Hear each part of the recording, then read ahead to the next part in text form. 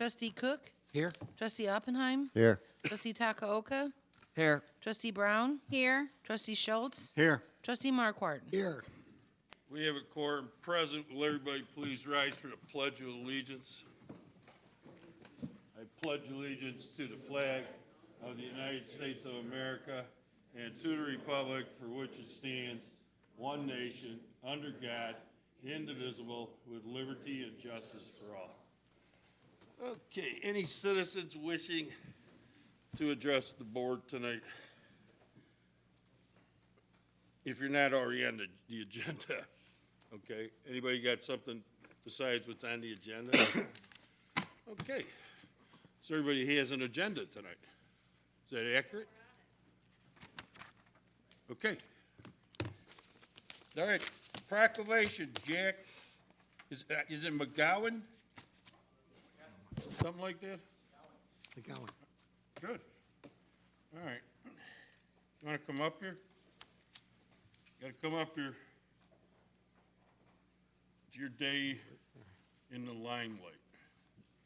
This is the coach. Obviously, he's not in school. The other guy, he is. And, you know. These are your coaches? Yes. Okay. You can stand by the microphone, please. We may have you talk a little bit. That's why they're there, you know. Okay. Congratulations, Jack McGowean, on his Illinois Elementary School Association 2019 State Championship in Class AA Wrestling 105-pound weight class. Jack attended Hawthorne Middle School South, where he was on the 7th grade wrestling team. You still go there, right? North.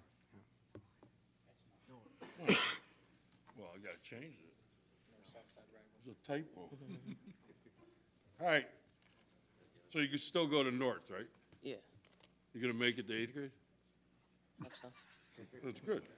Jack wrestled in the IESA State Series, where he took first place in regionals, first place in sectionals to qualify him to the IESA State Tournament. Coached by Tony Carlson and Ricky Lopez. Tony Carlson, Ricky Lopez. Okay.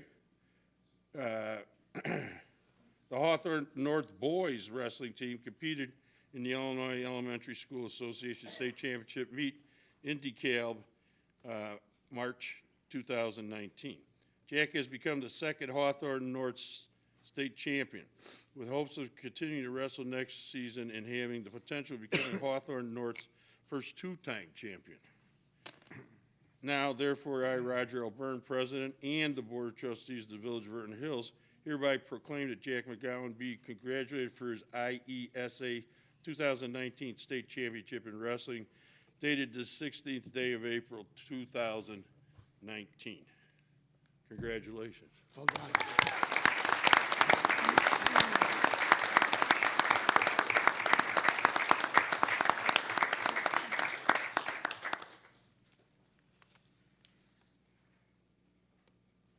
Now you have a talking partner. I want to say a big thank you to all my coaches that have taught me all the stuff I know, from the Bison Wrestling Club to the Wrestling Factory, and all my coaches at Hawthorne Middle School North. Coaches like Dave Durlacher, Mike Poeta, Zach Brunson, Tony Carlson, Ricky Lopez, and more. I also want to thank all my wrestling partners, because without them, I would not be standing here right now. I also want to thank my parents, and especially my dad, for getting me into the sport of wrestling, driving me to tournaments, encouraging me along the way, and more. Finally, thank you to the town of Vernon Hills and all of you for giving me this recognition and support. Good job. Thank Is you. there anybody here?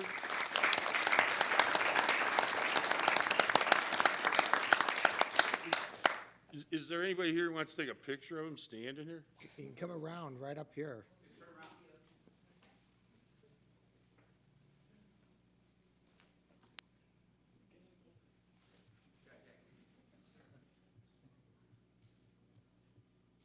Thank you.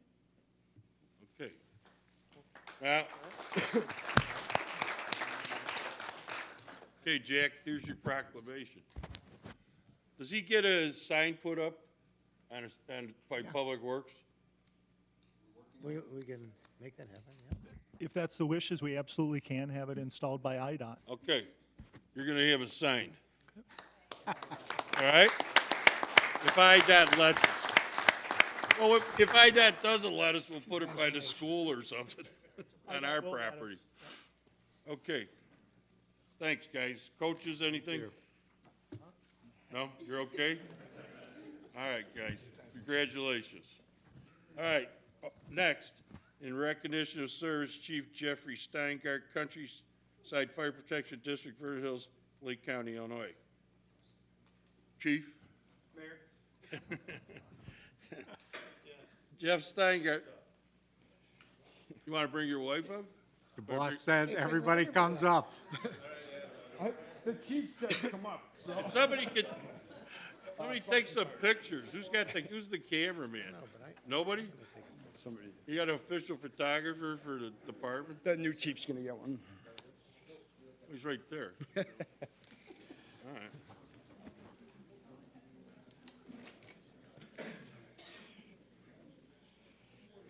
This is, okay. Are we all set? Jeez. Okay.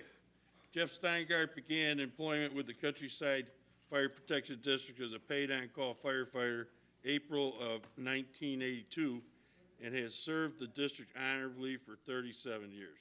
Jeff was hired full-time with Countryside as a firefighter, paramedic, inspector in January of 1986 and was promoted through the ranks to Lieutenant Fire Prevention Bureau Director in 1990, Captain Shift Commander in 1993, Assistant Chief Training Officer in 1996, Police Chief 2001, and eventually... Wait, what? What? Oh, Deputy Chief. I'm going too quick. Oh, yeah, you didn't... You got that? Okay. And eventually to Chief in 2006.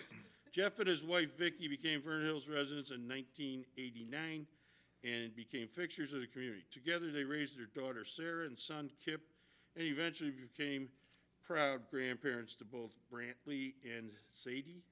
Okay. Jeff was awarded the Humanitarian Service Medal in 2008 for his response to Hurricane Gustav and Ike disasters. Jeff received Chief Fire Officer certification through the Office of the State Fire Marshal in 2013, which is Illinois' highest level of fire officer certification. Jeff served as a member of the Illinois Incident Management Team, during which his expertise were used to assist with natural disasters, train derailments, and other mass casualty events throughout the state of Illinois. Jeff assisted in furthering the efforts of firefighter paramedics throughout the state via outside agencies such as Mavis, Illinois, Lake County Fire Chiefs Association, International Association of Fire Chiefs, and the Lake and McHenry Specialized Response Team. Jeff has demonstrated throughout his life and career a sense of deep responsibility, pride in doing the right thing, whether it be for his family, his Vernon Hills community, or the fire service. Jeff served the Countryside Fire Protection District with professionalism and distinction, as he embodied the spirit of the current motto of the Countryside Fire Protection District: respond, solve problems, be nice, and what's after the and? And they have Oh, okay, that part, okay. All right. Therefore, be it proclaimed that the President Board of Trustees of the Village of Vernon Hills, on behalf of the entire Vernon Hills community, County of Lake, extend to Chief Jeffrey Steingart their gratitude and thanks for his 37 years of service to the community and the fire services profession, dated the 16th day of April 2019. Congratulations, Jeff. Thank you.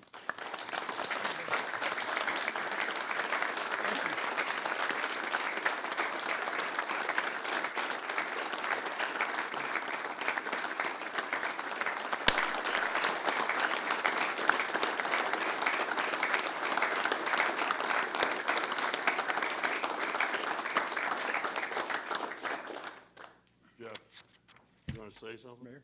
Yeah, I thought you would. briefly. Yeah, it's okay. Try to say just as much as the wrestler.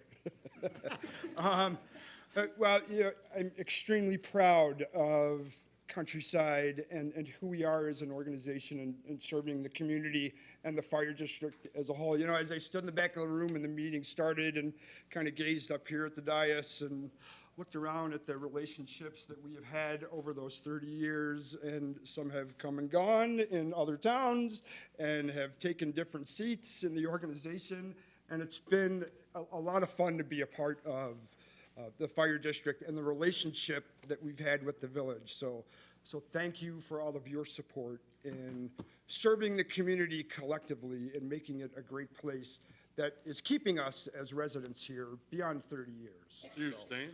Yeah, I'm not sure why after Sunday's snowstorm, but we're staying. Actually, I know exactly why. There's two little tiny people running around. Yeah, nearby. Keep you grounded, Yeah, yes. that's holds a lot of people. So I'm incredibly proud. Timing, opportunity have taken me down this path, like several of you that have gone that retirement route and come back and came around the corner and whatever other directions we've gone. And that's because we love the business. And I'll still have my fingers in a bunch of things. I'm remaining on the Lake County ETSB. And I have a part-time job at a neighboring fire district, helping mentor and lead that organization and do some strategic planning. All those things that I learned here that brought Countryside to be an accredited agency 5 times. We're one of 2 agencies that can say that, and less than 2/3 of a point away from being an ISO Class 1. And that's all the hard work that these folks have done to make Countryside a great place. My job was really easy.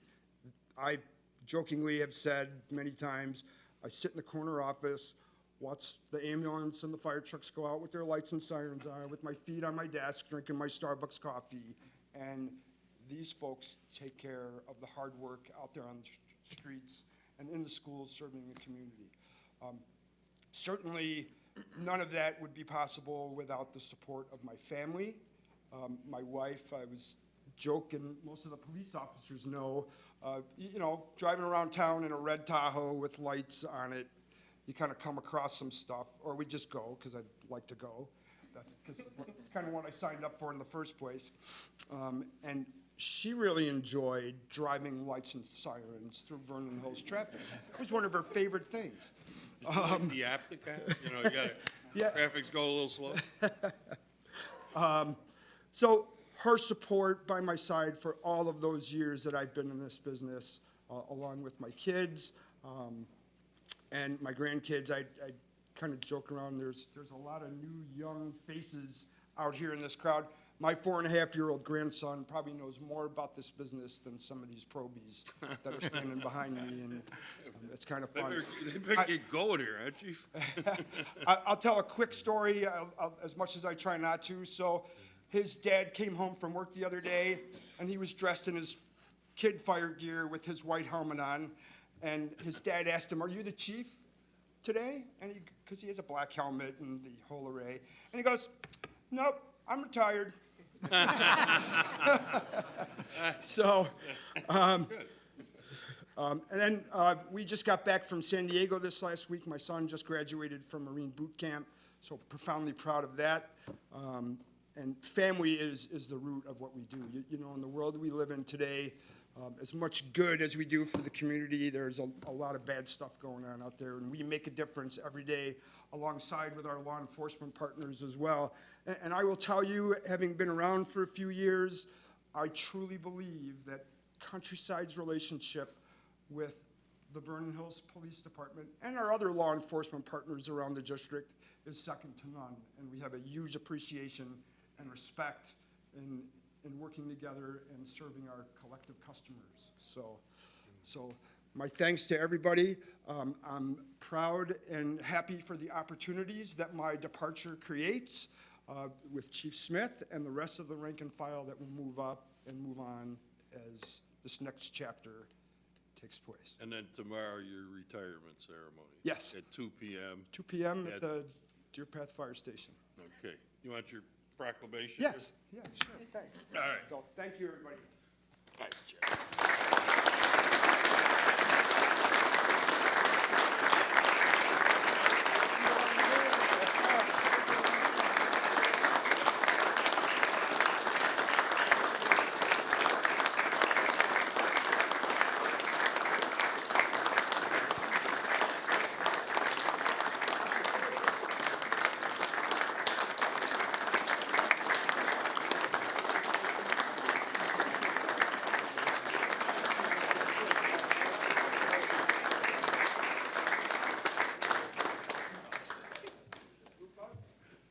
Did you get enough pictures? You guys okay?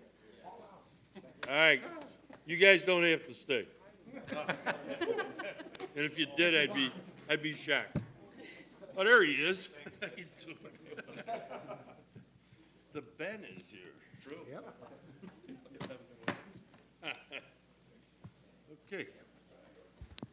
Next is Finance Director, Treasurer, recommend. What?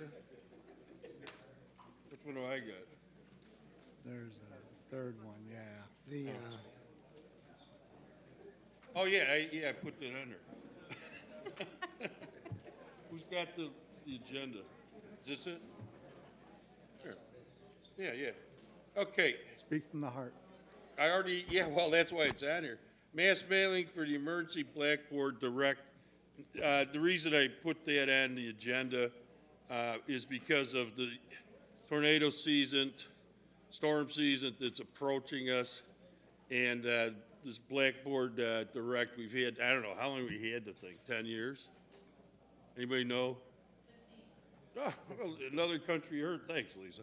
So in essence, you know, we could well, we can call everybody in town in about 10 minutes and on hard lines and such, and people that have registered, you know, their cell phone. So in essence, what I'm asking the board to do, maybe we send out a mailer to tell people, you know, we got 27,000 people in town. Please sign up, because we'll call you in the middle of the night if, unfortunately, the tornado's bearing down on us, you know what I mean?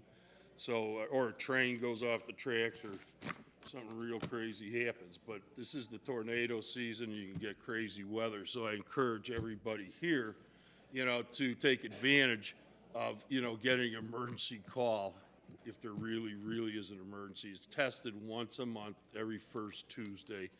And then you got the sound box that yells at everybody. What? Yeah, 10 o'clock on Tuesdays.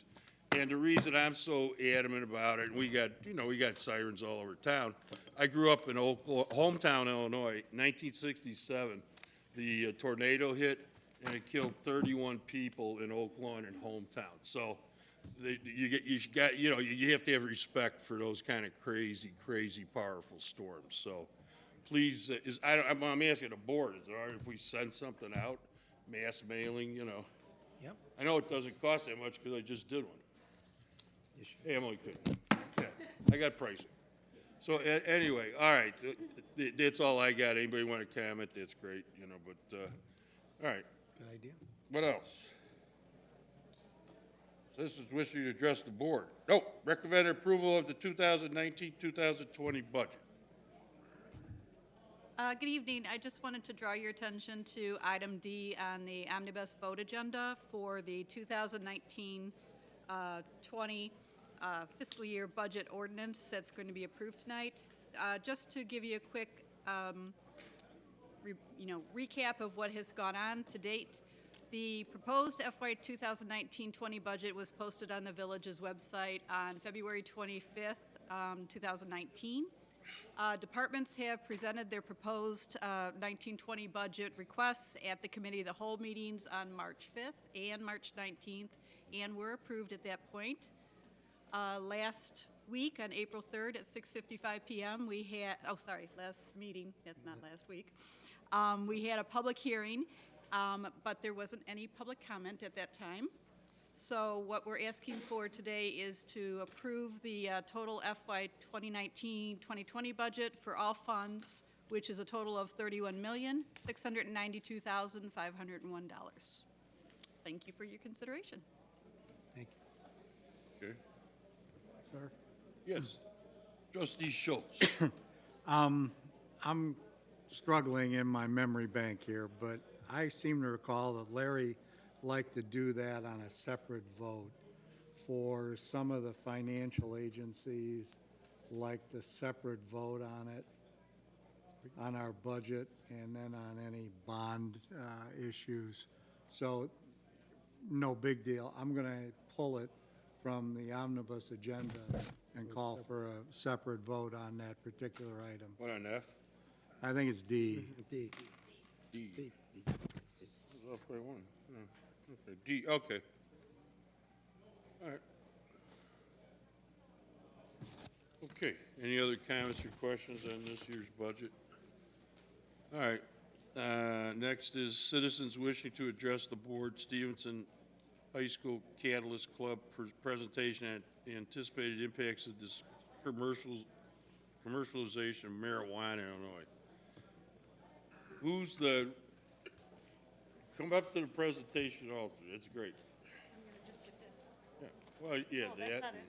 And we have to hear your voice if you want. You could either use Well, the hand. yeah, you're best using the mouse as your pointer. There's, yeah. Okay. So you guys want to? All right, well, you want to introduce everybody here, or you're the teacher, Yeah, obviously? my name is Jamie Epstein. I'm the executive director of Stand Strong Coalition, which is an underage drinking and drug prevention coalition for the District 125 boundaries, which obviously includes Vernon Hills and the feeder middle schools as well. I'm also the sponsor of the Catalyst Club, which they're here to represent today. So they have a whole presentation going. Can I just, they'll each introduce themselves as they go. Can Yeah, they that's just great. start out? Okay. Go ahead, Sam. Good evening, Vernon House trustees and Mayor Byrne. Thank you so much. And your name is? Oh, sorry. My name is Sammy Epstein, and I'm a junior at Stevenson High School. I also live in Vernon Hills, just down the street in Grosse Pointe Village. As you may know, many students in Vernon Hills also attend Stevenson High School. Thus, we are so appreciative of you allowing us to speak here and to listen to our concern about the commercialization of marijuana in our state. According to the Monitoring the Future survey done by the University of Michigan, 1 in 4 seniors report that if marijuana were to be legalized, they would either increase their use or try marijuana for the first time. We know that policy is what most impacts behavior. For example, 30 years ago, people didn't generally wear seatbelts. Now, almost everyone does. This isn't because we started to better educate people on the safety of seatbelts. I'm sure that 30 years ago, people could have decided for themselves. Rather, what changed people's behavior was a change in policy. It became a mandated law to wear your seatbelt. People didn't want to get a ticket, and just like that, millions of people made it a habit to wear seatbelts, and thousands of lives were saved. Many of you may remember that we spoke to you 2 summers ago on Tobacco 21. You listened to us and increased the age at which to purchase tobacco products in Vernon Hills. We took our arguments to the state, and just this month, Tobacco 21 was signed into law by Governor Pritzker. Thank you guys for being a leader in changing policy in favor of youth. We are now bringing to you our concerns about the legislation of marijuana in our state. Making marijuana legal increases access and availability of the drug and sends a message, especially to teens, that it isn't really that harmful to do. Yet, we know that marijuana is very dangerous. That is what we're here to talk to you about today, the risks and consequences of legalizing marijuana in the state of Illinois. We represent Cataylsyt, a group of students at Stevenson High School working on the prevention of underage drinking and drug use for the youth in Vernon Hills, Buffalo Grove, Lincolnshire, Long Grove, and other partial neighborhoods that feed into Stevenson. We work on policy issues and other issues related to substance abuse. Here are a few photos of our work, including when our founder got to meet and thank President Trump for the Drug-Free Communities Grant. Politics aside, pretty cool. Here's a list of some of our partners, including Chief Christ and the Vernon Hills Police Department. In addition, we pull a lot of our data from the Smart Approaches to Marijuana website. Again, thank you so much for having us. Now, my fellow members from the marijuana legislation team will take over and talk more specifically about the pending issue in our state. Thank you. Hi, my name is Audrey Liu. I'm also a junior at Stevenson High School. I would like to begin by talking about 3 overlapping issues that are often conflated with each other. The first being the medical use of marijuana, then decriminalization of marijuana, which would remove the penalties for those in possession of marijuana, as well as the commercialization of marijuana, which would allow for recreational use. As you can see by this map indicates that the states in blue are those who have legalized medical marijuana already, whereas those in green are those who have legalized both medical as well as recreational marijuana. As you can see, our state, Illinois, has already legalized medical marijuana. In fact, if you are permitted to use medical marijuana, you can have up to 2.5 ounces every 14 days, And there are also 41 conditions treatable by medical marijuana that have been improved by the Illinois legislature. However, according to research, marijuana is mainly effective for conditions such as appetite stimulation, nausea suppression, MS spasticity, short-term sleep outcomes, as well as pain relief, which is still being debated today. In the US, our medications undergo a very lengthy approval process through the FDA. However, marijuana has never undergone such a process. On the other hand, there are certain medications that have been derived from marijuana that are FDA approved currently. Here are two examples of such medications. Notice how none of these medications look like something you would use recreationally. They aren't something that looks like candy. They won't be used for fun. On the other hand, here are actual products being sold in Illinois dispensaries today. With titles such as 707 Headband and Blue Cheese and Durban Poison, these don't really sound like your typical medications. And in fact, if you take a closer look at these products, their THC levels are extremely high, with concentrates of up to 98%. Furthermore, other industries have also promoted their health benefits of these drugs. We've seen this in industries such as big tobacco and cocaine, and even heroin has tried to convince people of the health benefits of these drugs. Today, we are well aware of the detriments of these drugs on people's benefits, and so it's vital that we don't make the same mistake in commercializing marijuana and allowing people to think that marijuana is benefiting their health. Thank you. Okay, hello everyone. My name is Carson. I am a sophomore at Stevenson High School. Do you have a last name? Carson Ezel. Okay, good. Yep. So Your parents are proud of you. Yep, they are. Thank you. So I'm going to address a few arguments of proponents as to why we should legalize marijuana in the state of Illinois. The first is that marijuana will help us deal with the opioid epidemic. And the reason for that is because they claim that if we legalize marijuana or medical marijuana, which we already have in Illinois, it will lead to a decrease in opioid use and opioid abuse. But studies have shown that when we legalize medical marijuana or we commercialize marijuana, there is not, in fact, any solution to the opioid epidemic there. The opioid crisis actually gets worse where medical marijuana is legalized. Additionally, when we allow doctors to give patients access to medical marijuana, it does not decrease the amount of opioids that they prescribe. Cannabis users, whether that's medical or non-medical, are also twice as likely to develop opioid use disorder. Another argument is that in Illinois and in any state, people are getting arrested for simple marijuana possession, and the argument is that that shouldn't be the case. In Illinois, we already have a policy that addresses that, decriminalization of marijuana, and we've had this since 2016. What this means is that you can possess up to 10 grams of marijuana, and the result of that is a ticket between $100 and $200, not an arrest. That's about equivalent to a speeding ticket. Unfortunately, not a lot of people know that decriminalization is a policy that already exists in Illinois. That goes for politicians as well as citizens alike. Here's a poll of citizens, and you guys have a copy of this, I believe, of this poll, the Mason-Dixon poll. The initial question was, should marijuana be legalized in Illinois? And 66% of people said yes, legalize marijuana. But the next question was, okay, so we could legalize marijuana or commercialize it. We have medical marijuana or we have decriminalization. Which of these policies should we implement? 23% said let's commercialize marijuana. 47% said, no, let's not. Let's keep the same system we have in Illinois, and that's medical marijuana and decriminalization, but not commercialization. The other 30% said let's either repeal medical, decriminalization, or both.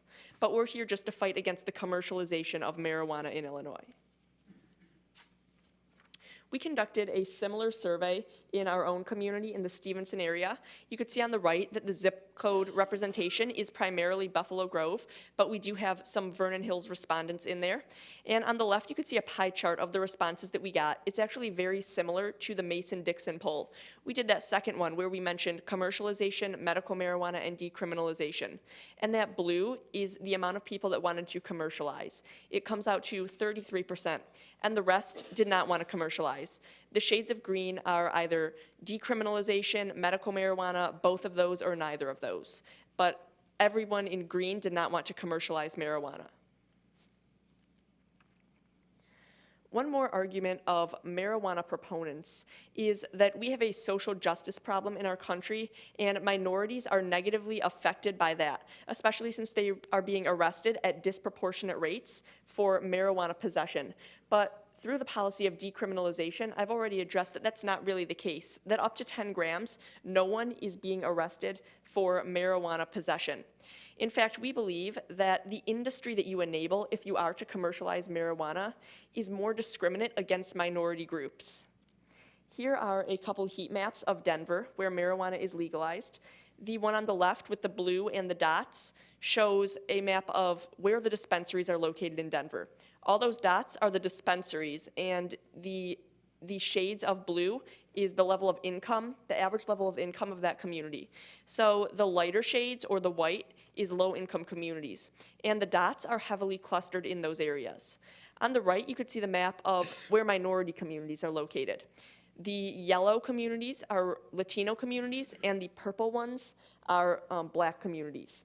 You could see that, unfortunately, those communities tend to align with the low-income communities, and therefore the dots, or the dispensaries, are often located in minority communities. And there are many reasons for this. One is that right now, you cannot use a federal bank loan to open a marijuana dispensary because marijuana is illegal federally. So you can't get a bank loan for that. And the result of that is that people are opening their dispensaries where rent is lower. And a lot of times that's in low-income communities. Another reason why is because in these communities, marijuana dispensaries may believe that youth or adults are more likely to start using marijuana. Youth, maybe because they're not so focused on education that they're more likely to turn to marijuana, or anyone, including adults, maybe they don't have as much hope, and as a result of that, they're more likely to try or start using marijuana. So that's another reason why these dispensaries might be located in low-income areas. So this slide here is kind of proof that although we've legalized marijuana in an attempt to solve our social justice problem, we have not actually solved that from the level of law enforcement. In Colorado, even though they've legalized marijuana, youth can still be arrested. You can still be arrested for public consumption of marijuana. So yes, we see a decrease in marijuana arrests among all groups, and we expect that because it's now legal. But the arrest rate for Blacks is still nearly double that of whites. And what this shows is the problem we've tried to solve by legalizing marijuana, which is our social justice problem, has not in fact been solved. You still see it in marijuana on a lower scale, and if you look at any other crime where it was there before, it's still there. Thank you. Hello, my name is Rebecca Jin, and I am a sophomore at Stevenson High School. So now we're going to examine the costs versus the revenue of legalizing marijuana within the state of Illinois for recreational use. A common misconception among proponents to legalize is that it would bring in money for the state. So whenever we analyze business proposals, we don't only look at the cost, and we don't only look at the revenue, we look at the costs as well. For instance, if I were to open a lemonade stand, and it cost me $200 to open this lemonade stand, and I only made $100 that summer selling lemonade. It's great that I made $100. However, I also lost $100 in the process of opening this lemonade stand. Our group decided to undertake a comprehensive cost study in which we looked at the costs that Illinois would incur if we were to legalize marijuana for recreational use. Such costs include drug driving fatalities, workplace absenteeism, drug driving serious injuries, workplace-related injuries, regulatory costs, increased ER visits, marijuana concentrate lab explosions, increased homelessness, and auto damage.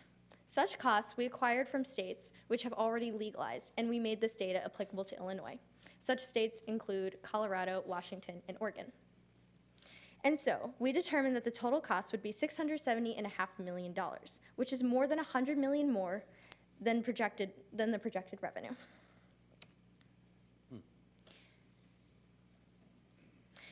The statistics show alcohol tax revenue in the United States from 2000 to 2017. In the US, the abuse of alcohol regulated costs of some $249 billion annually related to crime, lost work, productivity, and healthcare. We would see a similar trend in the legalization of recreational marijuana in Illinois.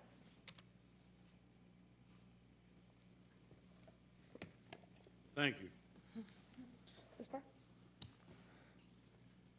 Hi, my name is Maya Gopal. I'm a freshman at Stevenson High School. And right now, I am here to talk to you about public health and public safety and how that relates to the commercialization and legalization of cannabis. So we did not conduct a study. There was a study done in Colorado that found that marijuana-related traffic deaths have more than doubled. A survey found in Colorado that 69% of marijuana users will report to driving high within the past year. We've also found that in Washington, 1 in 5 drivers is impaired by marijuana. That's compared to the 1 in 10 prior to legalization. So we've gone from 10% to 20% of our drivers being impaired by marijuana. 64% of respondents that have reported to driving high have said that they don't think it impairs their ability to drive at all. However, we found that our research actually disagrees with them.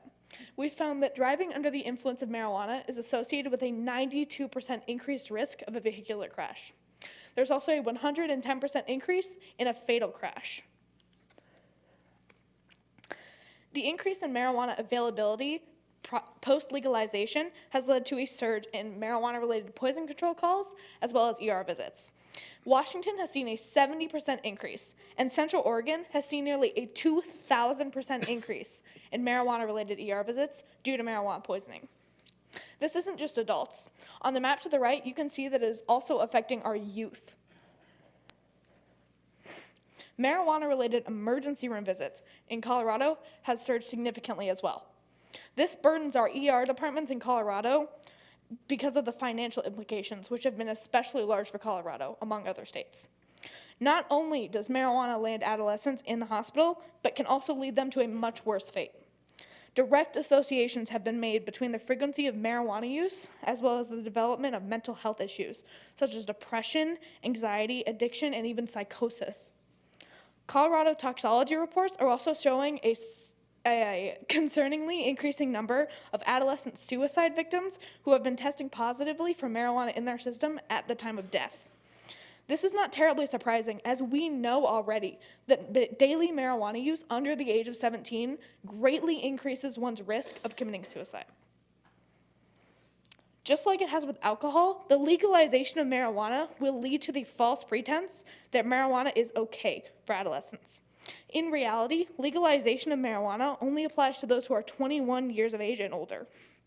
In Alaska, school suspensions for marijuana have increased 141% in just 2 short years.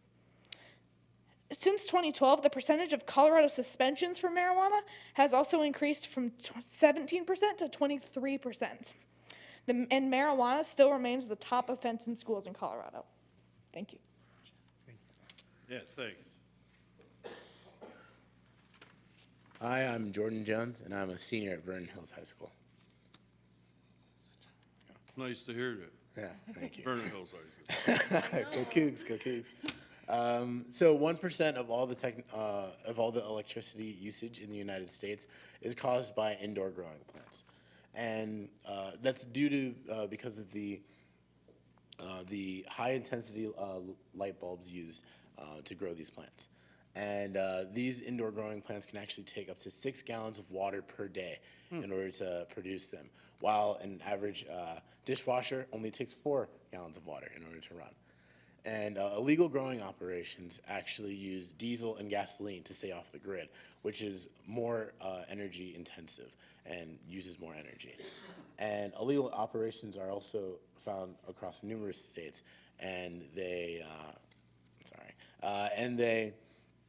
And they commonly use poisonous materials in order to grow those plants, and they can be found on state and national actual forests, and which is even worse for the environment. And the average sorry, not blunt, not blunt, but Oh, joint. joint. Yes, sorry. The I'm sure your parents were glad to hear that. yes, yes. The average joint actually produces about 3 pounds of carbon dioxide, which equates to watching television for 15 hours. So, yes. Thank you. Thank you. Yeah, okay, it's too bad the fire department is. I know. Here. Well, no, I they want could, them to leave. they could tell some good stories about, places that grow marijuana and they got false walls and then the house catches on fire. And Yeah. California right now is redirecting their National Guard in California from the border to these illegal grow operations in Northern California. They are spending millions with these illegal grows. Cartels say, hey, it's legal here now. I'm going to come in and grow it out in Yeah. front of everybody. Yeah. Thank you. Yeah, we're almost. Who's next? Workplace and economy. Carson's coming back. Well, we gotta get Yes. we gotta get the egg timer then. He's come, this is his second time up. He is the A I'm only team. kidding. He's- I'm only I know, kidding. he is. Don't tell. Doing a good job. Okay, so this slide here shows the increase in marijuana positivity among safety-sensitive workers. This is the increase in amount of tests where workers tested positive for marijuana. In Nevada, Massachusetts, and California, the 3 states where this was observed, there was an increase in this rate of marijuana positivity. A lot of this comes from the transportation sector, people driving and on the roads that are in charge of public safety. A lot of them are testing more positive for marijuana, which is concerning for public safety in general.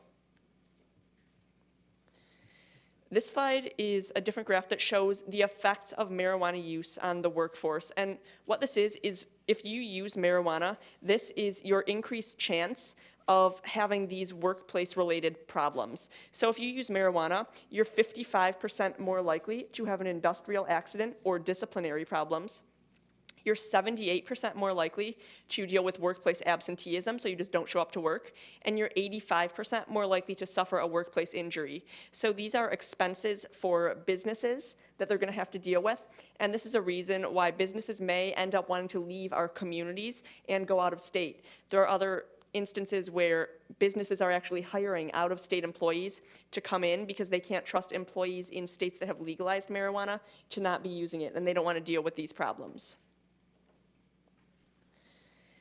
Here are some statistics on the impact of tourism in Denver. So while we don't really have tourism in the Chicagoland suburbs over here, we do have public areas, public spaces that we try to keep clean and we try to make them good places to hang out. The #1 complaint among meeting planners in the downtown Denver area was the environment after they legalized marijuana. Meeting planners are complaining about homelessness, a lack of safety, cleanliness, and public marijuana consumption.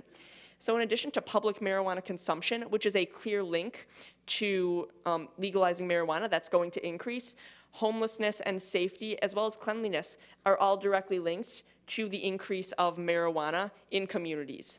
Denver ranks very low as a safe city to be, and it's losing many visitors as well as valuable convention business after marijuana legalization. And that's most likely as a result of the complaints of these meeting planners. They don't want to plan their events in Denver because of complaints such as public marijuana consumption. So although we don't have many tourists coming here, we definitely don't want to lose business, and we don't want our towns over here to become poor places to hang out in the public environment. Thanks. Oh, she's back too. Hello, I'm back. That's all right. All right. You want to say your name again? Oh, my name is Rebecca. Jen. My name is Rebecca Jen, yes. So the human brain grows 3 times, and the third and final time it develops is during adolescence. This is why many people tell adolescents, especially not to use substances during their teen years, because their growing brains are more vulnerable to addiction. A recent study that was conducted among nearly 4,000 Montreal area teens that started from when the teens were in 7th grade found that marijuana is actually more detrimental to growing and developing teen brains than alcohol use. Another important statistic to keep in mind is that 1 in 4 12th graders would try marijuana or increase their use of the drug if marijuana were legalized. Thank you. Hello, my name is Noelle Korean, and I'm a senior at Stevenson High School. So I'm sure we all know about big tobacco, as they have a high prevalence in our society today. Well, in terms of marijuana legalization for recreational use, big tobacco is back. We see that big tobacco profits from addicts and not just casual users of marijuana. And marijuana, in fact, is addictive. If you look up on Google, NIDA will show up and it will state scientific facts that it is addictive. A huge argument that proponents of legalization of recreational marijuana give is that it will stimulate small business growth. By allowing legalization, we will allow small businesses to thrive and have a chance to get into the business. However, this isn't the case. As Carson stated before, since banks are federally regulated, many small business owners aren't able to get a loan from the bank to start their small businesses, and therefore they're subject to start their businesses in low-income communities. And if they are unable to, because they lack the financial infrastructure, big tobacco is able to come in and take control of this new and upcoming enterprise. So this really is not about the mom or pop stores making money, according to Kevin A. Sabet from SAM. It's more about big tobacco coming in. And an illustrative example of this is Canada recently legalized marijuana for recreational use for the entire nation. And the big tobacco company Altria has already bought out majority or almost all of small marijuana businesses. So it only goes to show that this will most likely be the case if marijuana were to be legalized recreationally in the state of Illinois. In terms of commercialization, we see a huge impact that legalization would have, because not only would we legalize marijuana recreationally, we would allow it to be commercialized as if it were any other product in the industry. In states such as Washington State, they have more marijuana businesses than Starbucks or McDonald's. And in Colorado, there are more marijuana businesses than McDonald's and Starbucks combined. That means there would be a marijuana dispensary almost on every corner. And frankly, that is not a type of community I would personally like to live in. Also, a big factor of commercialization is their targeted audience. If marijuana were to be legalized recreationally, it is important to note that it would still be illegal for those under the age of 21, as in those in my age group. However, the products that are being commercialized are really, really targeted towards kids, with products such as Pop-Tarts and Cap and Munch. I'm not saying that adults would not enjoy these products, but you can tell that these are clearly also targeted towards adolescents and kids. As I said, since tobacco really thrives, big tobacco companies really thrive off of addicts and not just casual users, they really try to create customers for life, which is why they do target teens and adolescents, because if you get us hooked now, you create customers for life, and that expands their business. However, policies should be made in order to benefit the public welfare, not to benefit just a big business. Therefore, if you want to, and we ask you to please help our public safety and our public health by supporting the House resolution to slow the process down. Yeah, to delay the process of legalization. So are you and Carson? You can do it if you want. Thank you. Thank you. Okay, so just to wrap up our presentation, this is what we're asking of you as Vernon Hills. So first of all, there is House Resolution 157. This is in the Illinois House of Representatives right now, proposed by Representative Moylan. I think he's from the Arlington Heights area. Des Plaines, okay. So the goal of this resolution is just pretty much to say we do not want to come to any conclusions right now about whether marijuana legalization would be good for our community. So it's just saying, let's slow down the process. In the Senate, they're really trying to rush the bill through right now and get marijuana commercialized in Illinois in May. They're trying to do it before the legislative session ends. So we're also asking you as Vernon Hills to pass an ordinance against marijuana businesses operating in this community. Senator Staines, who is going to be proposing the bill, has said that Communities that decide to opt out, which that will be an option, will not lose support for law enforcement. There was a lot of worrying about that in Buffalo Grove too, that they didn't want to necessarily opt out because they may lose support for law enforcement, that they'll need to deal with the effects of marijuana legalization. And Senator Stain said at a town hall that will not be the case. They're going to let communities opt out without punishments. We have some examples of opt-out ordinances to give to you guys. You may already have them. It's a local control toolkit you have, right? And we also gave you the Lake Forest resolution that said we don't want it here, basically. Can you tell them about our conversation with Representative Didich? Do you remember? Oh, yeah. So Representative Didich said that he's pretty good about representing his constituents well, and he said if our communities will pass these ordinances and say that they do not want this in their communities, he will not support the legalization of marijuana. So when you opt out, the goal is to eliminate the whole vertically integrated process from the community. That's marijuana cultivation, marijuana processing, marijuana dispensaries, and marijuana deliveries. These are all in the sample ordinances that we gave you guys. They've done this, I think, in some Michigan communities, some California communities, and this is pretty much the best way to keep marijuana business altogether out of communities. Okay, thank you. Did we cover it, Chief? It's thank you very much. It's a certainly a start. Yeah, I think from me, you know, I don't know about the rest of the board, but I think the governor's trying to pull the trigger way too fast on this.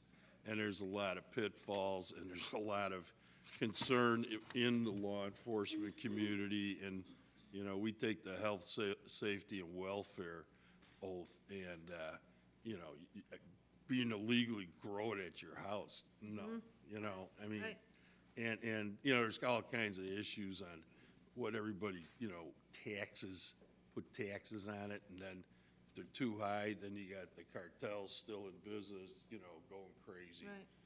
You know, and is it the panacea that everybody thinks? I mean, Christ, you look at the lottery, it's put all you kids through Stevenson High School. You know what I mean? I don't know. They went into a black hole. You know, so you know. Colorado does not have treatment on demand for all What's of their.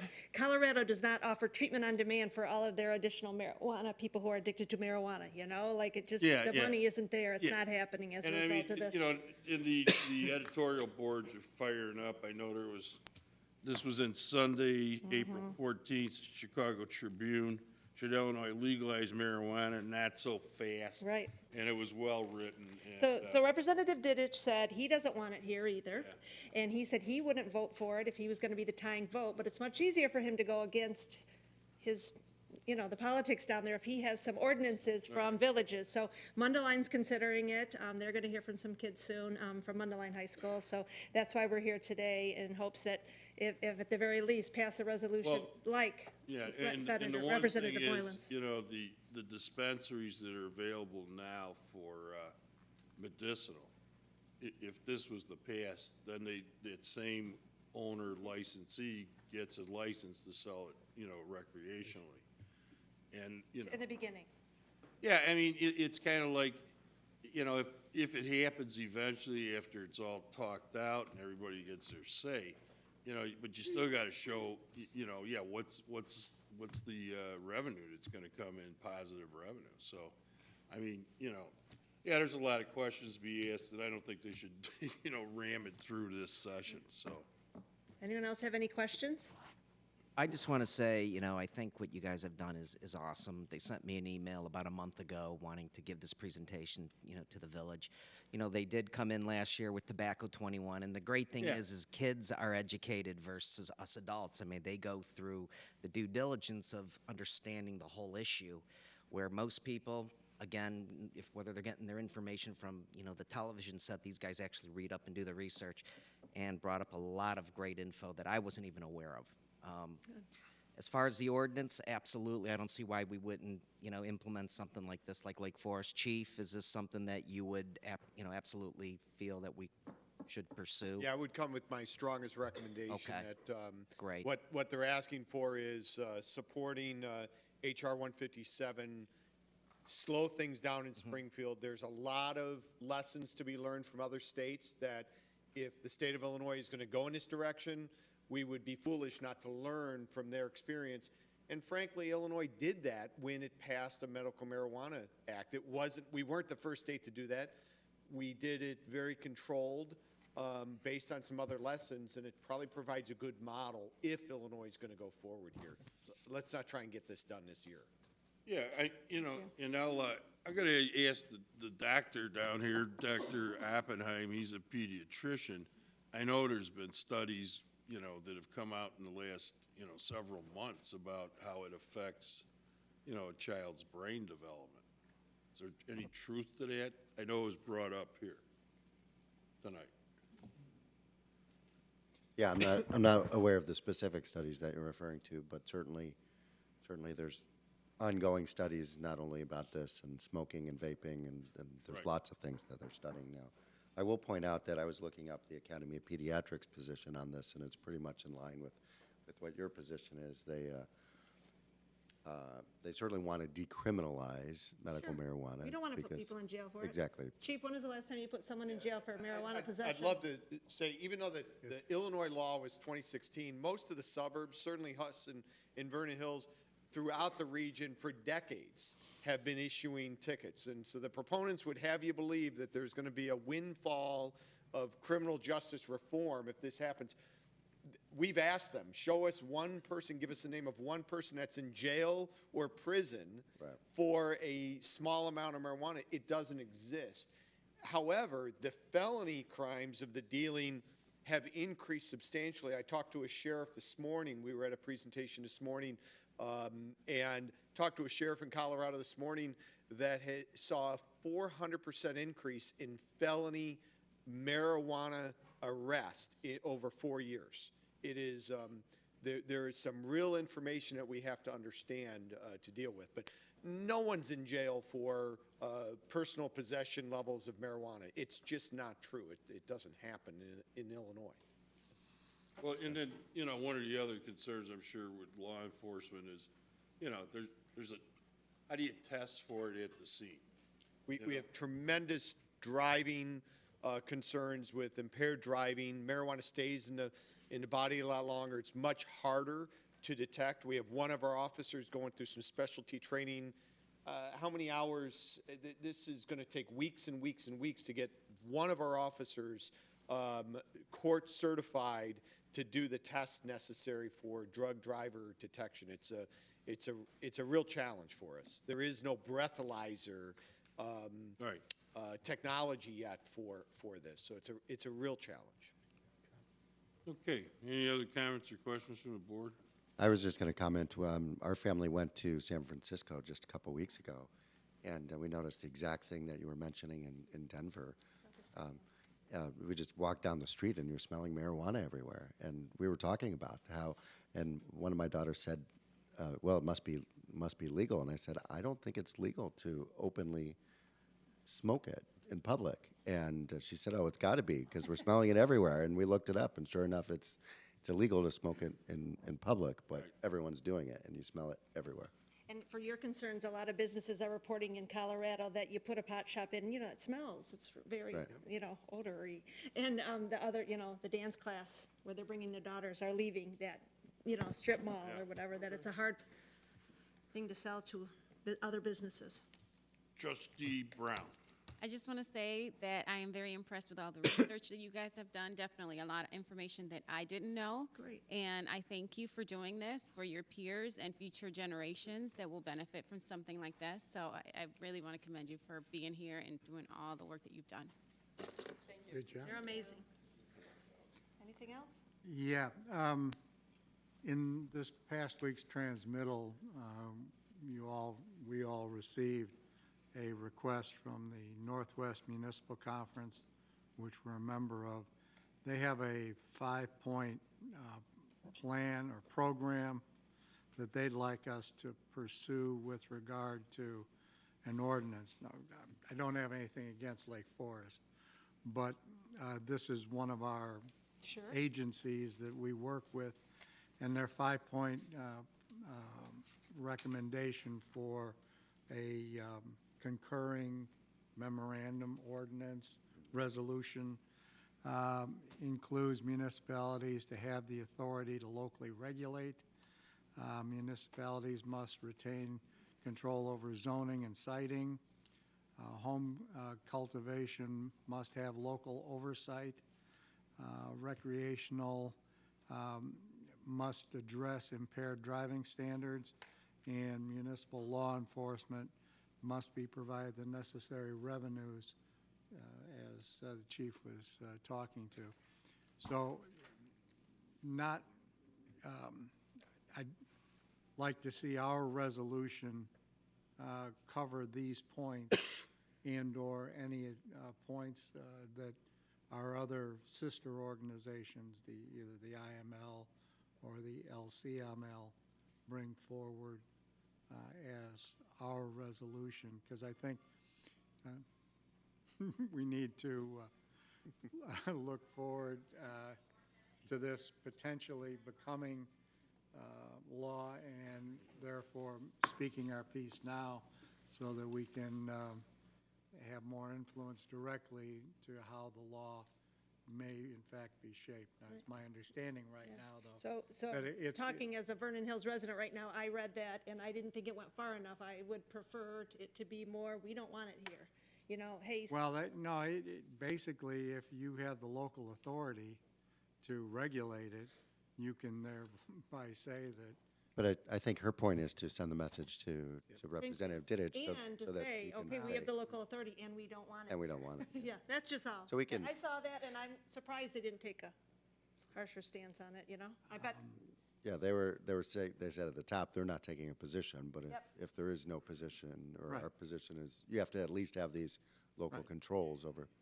And the proposal that's out now would preempt home rule units and non-home rule units from legislating in this area. Right. Yeah. And so that would effectively neutralize what. Right, that's why I think we need to speak to those things that are near and dear to us, because if this does in fact move forward, at least we'll have an opportunity to give ourselves the ability to regulate it as opposed to just being the bill steamroller. now does. The bill now does say that you can take the local control. You don't have to do it before the bill's passed.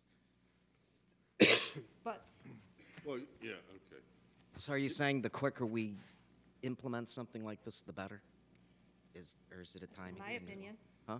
in my humble Yeah, see, I opinion. have no problem with that personally, and I get what you're saying, Jim, but, you know, So we're pretty conservative in general as a village. There's no vaping, places here, so why would we even have a discussion? We could put something together, frame it against some of the other Right. villages, Yeah. and That's let's what just I'm move forward suggesting on it and is- go from there. Yeah, we have, Well, yeah. we have what the Northwest Municipal Conference has recommended. But regulating But- something we're not gonna have here, that's. But can we say, can we do both? Can we say that we'd prefer not to have it, but at a minimum, we would like to make sure that all municipalities retain control if it is allowed? You know, So that'll at least give Mr. Representative Dittich We just need to Yeah. give him the, some leverage. yeah, the leverage to say that we don't want it here and that. So if it does get passed, would you want a pot shop here? So No. No. you don't want it, period, right? well, you Your local control would say, no, I don't want it here, right? Right. unless you took the absolute revenue stream. They're talking about right out of the box. It's not revenue, it's licensing fees and all of that. It's like 170 million goes right to the state. There's projections that we have that they're talking 525 million revenue and nearly 24,000 jobs from legal cannabis. And that came from a study, the Illinois Economic Policy Institute. So, Senator Staines it's, commissioned for that. what's that? Senator Staines, I believe, commissioned that study, but Yeah, yeah. well, yeah, I mean- understand that. I'm just saying, you got to step, Illinois is looking at this because they got Money. such money problem Right. that this is going to be some kind of panacea. And, it may happen, it may not. I got a feeling they got a super majority in both houses and you got a Democratic governor. You understand what that means? Forget about the deadline, okay? It's coming up the end of April. I mean, if they go into, an extra session, so what? They already got 60% of the votes. So, yeah, I mean, it's. Not all the Democrats are on their side as of right now. 60 signed on to Moylan's bill. 60 lawmakers signed on to Representative Moylan's Yeah. bill to slow down. And Well, the several slowdown Democrats. is it. I mean, the inevitability, it could happen, you know, not to be naive about it. Can I ask where did you get your data? Did you came up with that one slide yourself in terms of the total costs? They did that themselves based on another study that was done in another state, from Smart okay. Approaches to Marijuana. But alcohol and tobacco, for every dollar raised from alcohol and tobacco taxation, we spend $10 as a country. That's CDC. We spend $10, so why would this be any different? Yeah. Let's, you know, are we making all this money off of the alcohol licensing we're selling? I mean, that's the whole smokescreen, Roger. I Yeah. mean, let's face it, I mean, that's something they brought up. It's the cost from a law enforcement perspective, the healthcare cost. Yeah. Look at the healthcare cost of managing, alcoholism. I mean, it's ludicrous. Right. So, I mean, I get what you're saying, Yeah, this but is a taxable. Yeah, is it stop the Didn't say government? it is, but we have to do our part. to yeah. do- Okay, and Roger's that's how- point is if the governor wants it, it's going to happen. Yeah. So it doesn't matter what. I we mean, do. you gotta realize that reality in this state. They Well, get- and one must look at a historical perspective. How effective was the 18th Amendment? Yeah. It had an actually an opposite effect Right. of what it was Yeah. intended to do. So, Prohibition? Yes. Is that what the 18th Yes. Alcohol use was at its lowest it's ever been then. Just, You're saying And- now and- or and- then? During and it Prohibition. created- During Prohibition and it was at the created lowest. Organized crime, and, Right. I mean, Al Capone. right, but what's happening in these other, I that's know, if you, I mean, yeah. I'm just saying, you can make statistics do whatever you'd like. And you can make any promotion do whatever you'd like. Yeah, but I think ours is sensical, right? More weed, there's more weed in Illinois, there's gonna be more drivers high driving. Ours kind of makes sense. Yeah, there's no question about it, but there's other ways to get high that are legal. Yep, yep. Yeah, okay. And then there's still the push. Well, for, you know, I mean, sticking around. that's another point that I was thinking about that. When you came up with that data, did you look at the possibility that this would decrease some of the alcohol use and fatalities? Is there any evidence to that? I mean, would there be a savings in that? Alcohol's actually increased consumption in Colorado. It's gone up? We did not take that into account in Yeah. our cost study, but alcohol consumption is increased in Colorado. People tend to do it, dual usage. Now, you Okay. didn't hear this from me, even though I'm gonna say it. And in essence, somebody high on marijuana is much more passive than somebody that's drunk. Right. And that's a fact. See here, That's Roger. not a here's- fact. Here's what the real issue is, with the marijuana that's available. And we could talk about this all night. The concentration of the marijuana, the potency, that's the real issue. It's sort of like kids drinking hard liquor versus beer now. It's just. Well, I mean, how do you measure? And then you have it in these forms of candy. That's where the poisoning comes into play. And quite honestly, when you're taking this medical grade marijuana, it's actually a stimulator. Okay, so it's not this, this whole persona of being high and being, like all chilled out. It's not like that anymore, Well, the Roger. recreational stuff, But you don't understand. That's where the real issue. You got to regulate. If you're going to do this, they need to regulate the So what's being- concentration yeah. of the marijuana. And they will never do it. I saw the bill. It's not in there. Of course they won't. So what's being sold today and on the street today is about 8 to 10 times higher than Woodstock weed. well, It's not the okay, same. now you want to go counterpoint. I mean, you don't get fentanyl from a dispensary that's, actually run by the state. Fentanyl, you know what Right. that is? It kills people. Yeah. Right. And it's cut into all kinds of, illegal drugs. Yeah. But, I mean, I'm just, I don't have a problem passing a resolution of some sort and sending it to DDH. I mean, because this is moving way too fast, but. Yeah, that and also then, we do have a lobbyist, and so that's why I want to make sure we cover the village's areas of concern. Yeah. From a governmental standpoint, so that when we provide that to our lobbyists, those are the things that Got it. they really wish, or we wish them to pursue with regard to the rewrites to the bills. Thank you. So, Chief Priest? Yes, sir. Just as I really appreciate the direction going on a resolution asking the state to slow down. Let's be thoughtful about the approaches. I think a couple points were made about concentration is really important. THC levels is really important. Right now, I was down in Springfield last week for 2 days, and we were really trying to get some of the proponents to back off their demand to allow for home grows, because it's been one of the most destructive parts of this in some of the other states. And I'll just make one point about alcohol. We hear a lot of comparisons to alcohol and marijuana. The point I make is this, is many of us in this room probably consume alcohol responsibly and moderately. We might have a beer, a glass of wine, a cocktail in the evening or with dinner or with lunch, be the case, and have no effects of that other than enjoying a beverage. My question is, how do you moderately use marijuana? The sole purpose is to become impaired. I don't think it's fair to put these two together. It really is a difference. We're going to ask ourselves, is it good to have more people in our society impaired? And that's the direction this is going. I think that's a good point. So, thank you, sir. Okay. Any other comments from the board on this? Thanks for coming. Thank you for having us so much.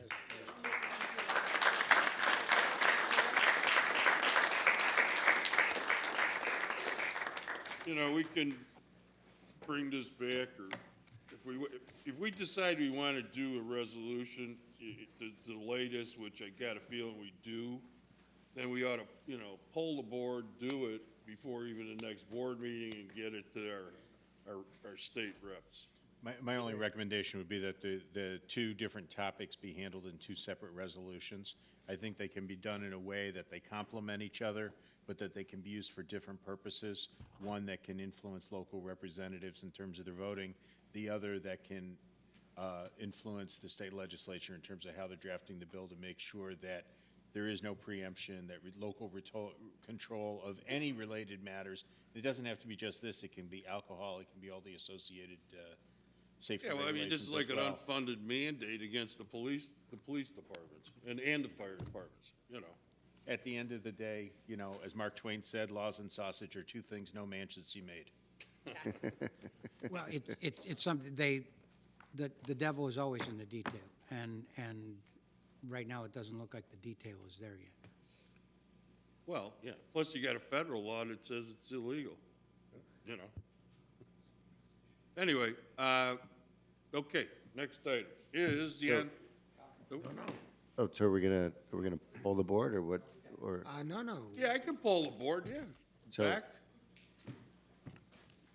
Well, and we need to know what we're polling for. So we're polling to have two separate resolutions, one to slow things down, and two is to follow the IML recommendations, Yeah, that, or Northwest. Do you want both subjects covered?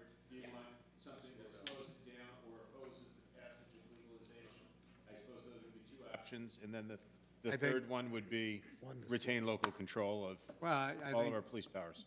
paragraph 1 should be, the village board is in favor of a judicious and slow process.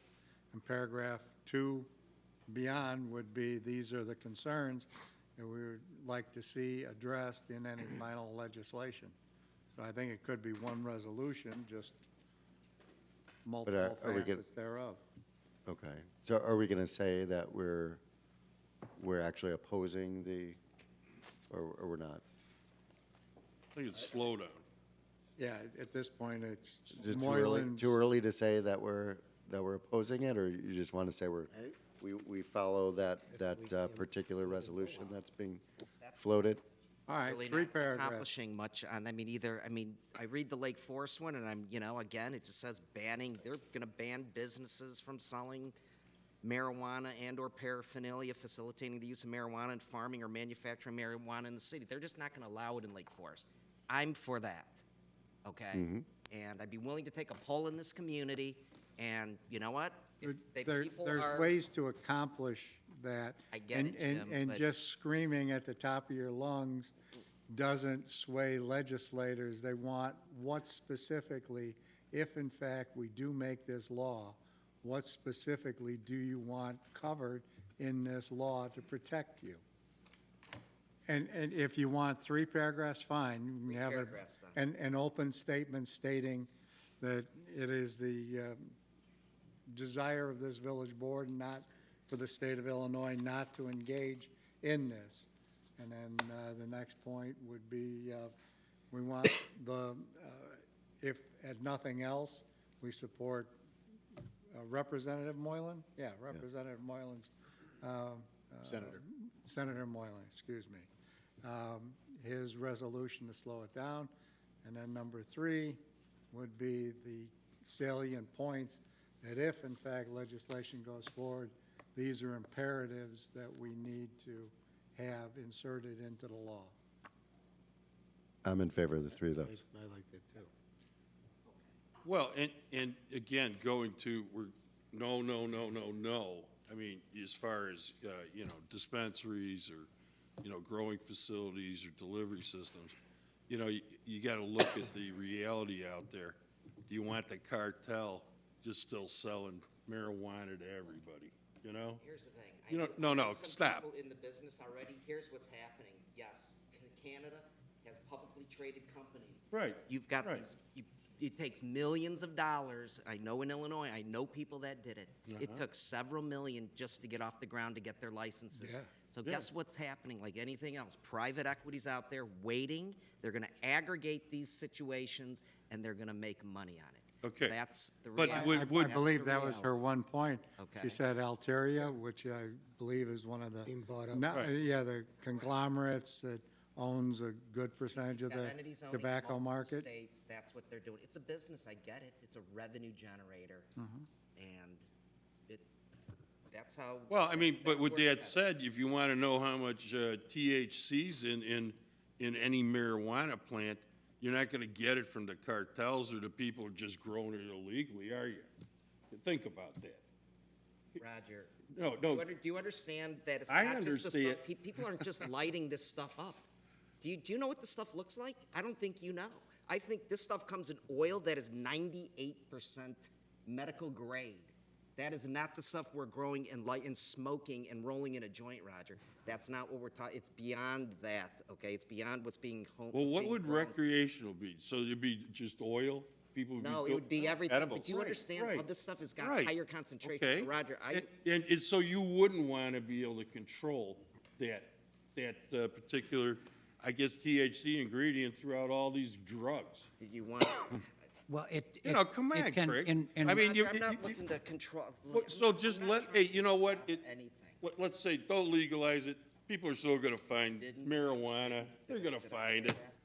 I don't know what you're saying. Talking about. I'm confused by Roger, what you're you're saying. talking about our village, okay? I'm not. Yeah, I can't okay. stop what's happening nationally or statewide. You know what I mean? recreational, That's all I'm saying. recreational can take many different forms. Right.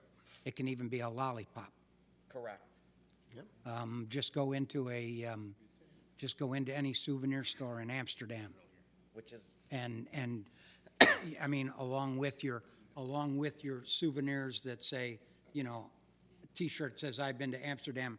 Right next to it is a rack of candies and gummy various bears things. that you Yes, eat too many and absolutely. you end up in the ER. So the thing is here, look, I'm not saying we're stopping anything, Roger, but I'm just saying you really got to understand what truly this stuff is. It's not what you think. So but you understand it. Yeah, I do actually.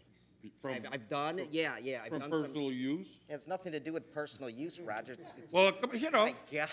All right, we can end this conversation. We don't need to. Yeah, I mean, we should. You know, I mean, You might want to That's take this. ridiculous. That's ridiculous. You might want to We take this can stop offline. there. You know. That is a ridiculous comment. by the Mr. way. President, do we have consensus on what I brought forward as the 3 parts? Yes. Yes. Do we have? Actually, what I was going to suggest is I've been speaking with Village Manager Fleischauer. We think we have an idea of how to mold some language that probably can include everything from a slowdown to an absolute ban while retaining the powers and expressing all the concerns. So we can circulate something individually, get individual comments back before the next meeting, hopefully come up with something that seems to work for everyone. Not via text where we have everyone commenting back. No, individual forwards to each individual, no group mailing. Do not hit reply all. We won't email you. No, don't hit reply all. It's a violation of the, yeah, it's a violation. Okay, it's time, Violation of the All open right, is meeting. there time for wet garbage, right? Vernon Hills High School Environmental Club, are they here? Yes, they are. Okay. Want to identify yourself, please? All right, my name's Sneha Akarati, and I'm a senior at Vernon Hills High School. My name is Mira Singh, and I'm a sophomore at Vernon Hills High School. And we're both president of the VH2O, which is the environmental club at Vernon Hills High School. So, we're here to talk about waste. What is waste?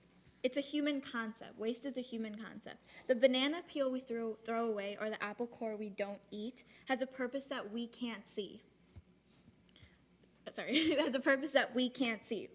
Its purpose is to give new life. Its purpose is to be composted and turned into organic fertilizer. So 428,000 tons of garbage is produced every day in the US, and over 50% of this is compostable. Compost is basically just decayed organic material. So organic material can range from a twig to a banana peel, anything that comes from the ground. And compost is when you mix all this organic material together to create a nutrient-rich fertilizer that helps the environment and the soil. So what about landfills? Why do we need to compost? Landfills are very environmentally harmful. They contain toxins that seep through our ground and contaminate our groundwater and soil. When rain falls into landfills, it filters through the garbage and creates a highly toxic substance called leachate. This leachate also contaminates the soil and the groundwater. Landfills also contribute methane gas, which is a highly potent greenhouse gas contributing to climate change. So landfills are not a sustainable solution. Actually, according to a 2017 Illinois landfill report, local landfills in Illinois have a life expectancy less than 10 years. What happens after those 10 years? It's not the solution. The solution's right in front of us, and that's composting. A lettuce head that's placed in landfills with other trash can take up to 25 years to decompose. That same lettuce head, if it's placed in compost, it takes 7 days. That solution, we need to take the solution right away. Yeah, so not only is compost space efficient, it also reduces the effects of climate change. It acts as a carbon sink, which means it absorbs carbon from the air, reducing the effect of climate change. So it's time we look at waste differently. We need to see that our food scraps with the ability to give new life, because that banana peel we throw away can pave the way for a greener, cleaner future. Thank you. So the flyers that we've handed out, those flyers we actually put out in Starbucks, yoga studios, libraries, and we've gained people's support and knowledge of what composting can do for our community. And we've also held informational sessions at libraries. We've had 3 so far, 1 at Aspen, 2 at Cook Library. And we've actually gained a lot of support. Over 60 people want to join this initiative, but not as many people want to join the initiative because of money, because it takes $20. So it takes $20 a month to keep our pilot program going. For our specific pilot program, we would ask for money for a curbside pickup program, but the interest is out there, and we just need your support, and we need your say to start either a compost drop-off. So in Grays Lake, there's a similar compost drop-off that's like 30 minutes from here. So we need your support to either start one of those or have a curbside compost pickup where residents can keep their food scraps out weekly, just like their trash, and have a truck come pick it up and have it composted, and have a bin for residents to put their food scraps in again for the next week. And this would hopefully be integrated into our waste management system. Okay. Any questions? Very good. Trustee Cook.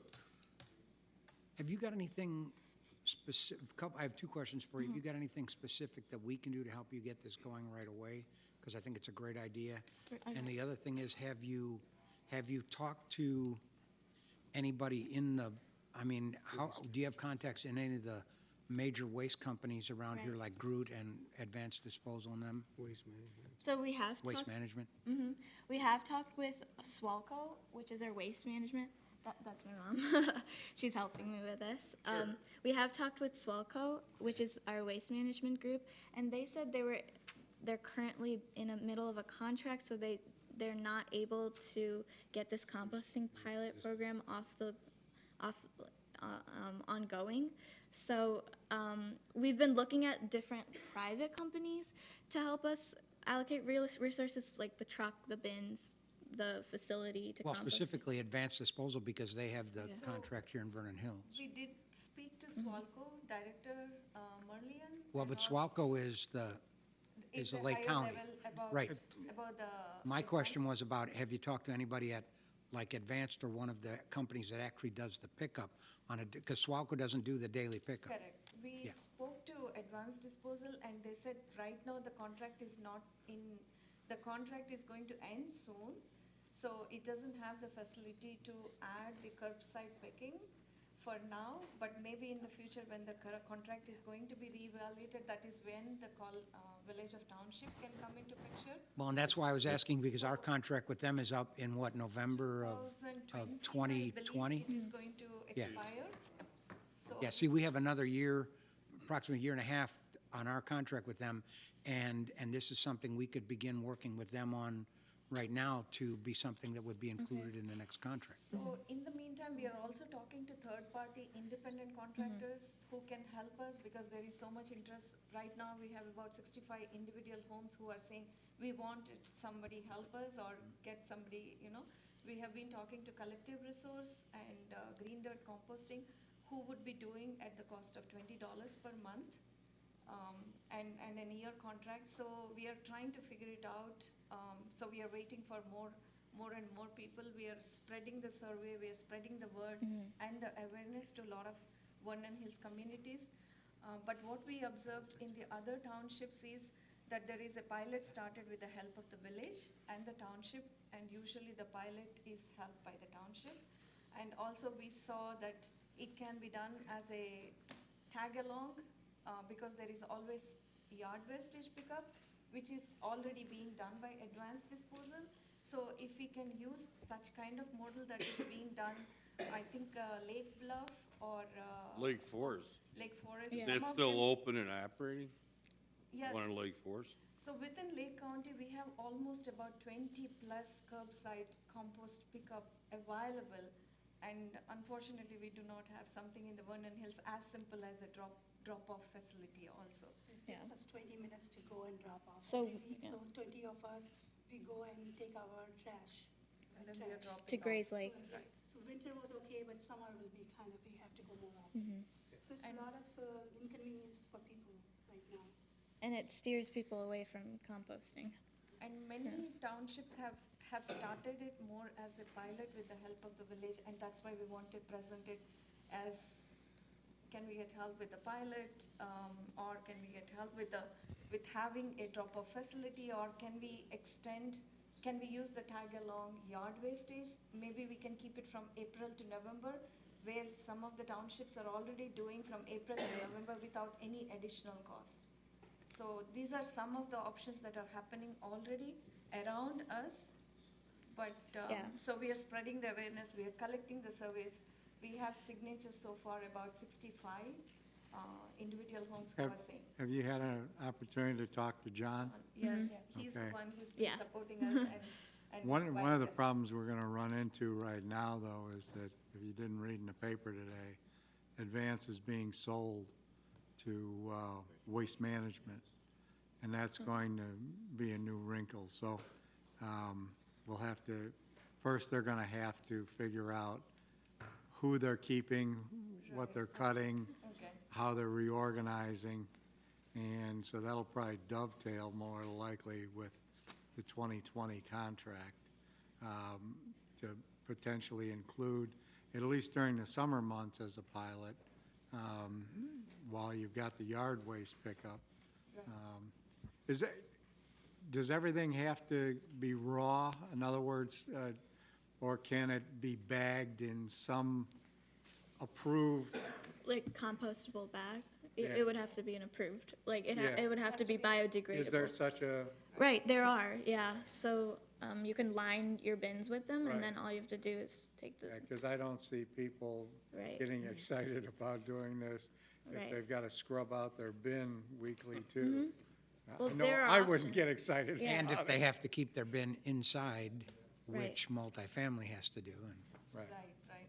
Well- Some townships like Miller Creek, I believe, they actually amended their contract in the middle of the contract with advanced disposal so that they can do the yard wastage. Along with the yard wastage, you can combine your food wastage, which was no additional cost, and it's kind of discussed with the advanced disposal. Yeah. So that was one option we were looking into. I don't think Yeah, Advance is looking to do anything So we Yeah. out of the mainstream, out of Right, just right. trying to pick up garbage on a regular basis Another option without is screwing that up. if we have another facility where everybody can grab their wet waste, like how we have to. well, we can do look, these, like, I mean, can we, So if it's Right. something close. Yeah, I'd like to learn more about the availability of Dave? compostable bags or whatever. I think Dave Brown has. Dave Yeah. has some, So first, I applaud you for all your efforts. I think it's the way we should be heading in the world, so I applaud that. I think there's a lot of different moving parts. One of the things in terms of food scrap that Swelco is doing, and the county has goals for 2020, 2025 goals. Vernon Hills is doing a lot of the things that we need to. We have totes and recycling programs, et cetera. One of the things that is before us is going to be food scraps. Other communities have started that. Some of them successful.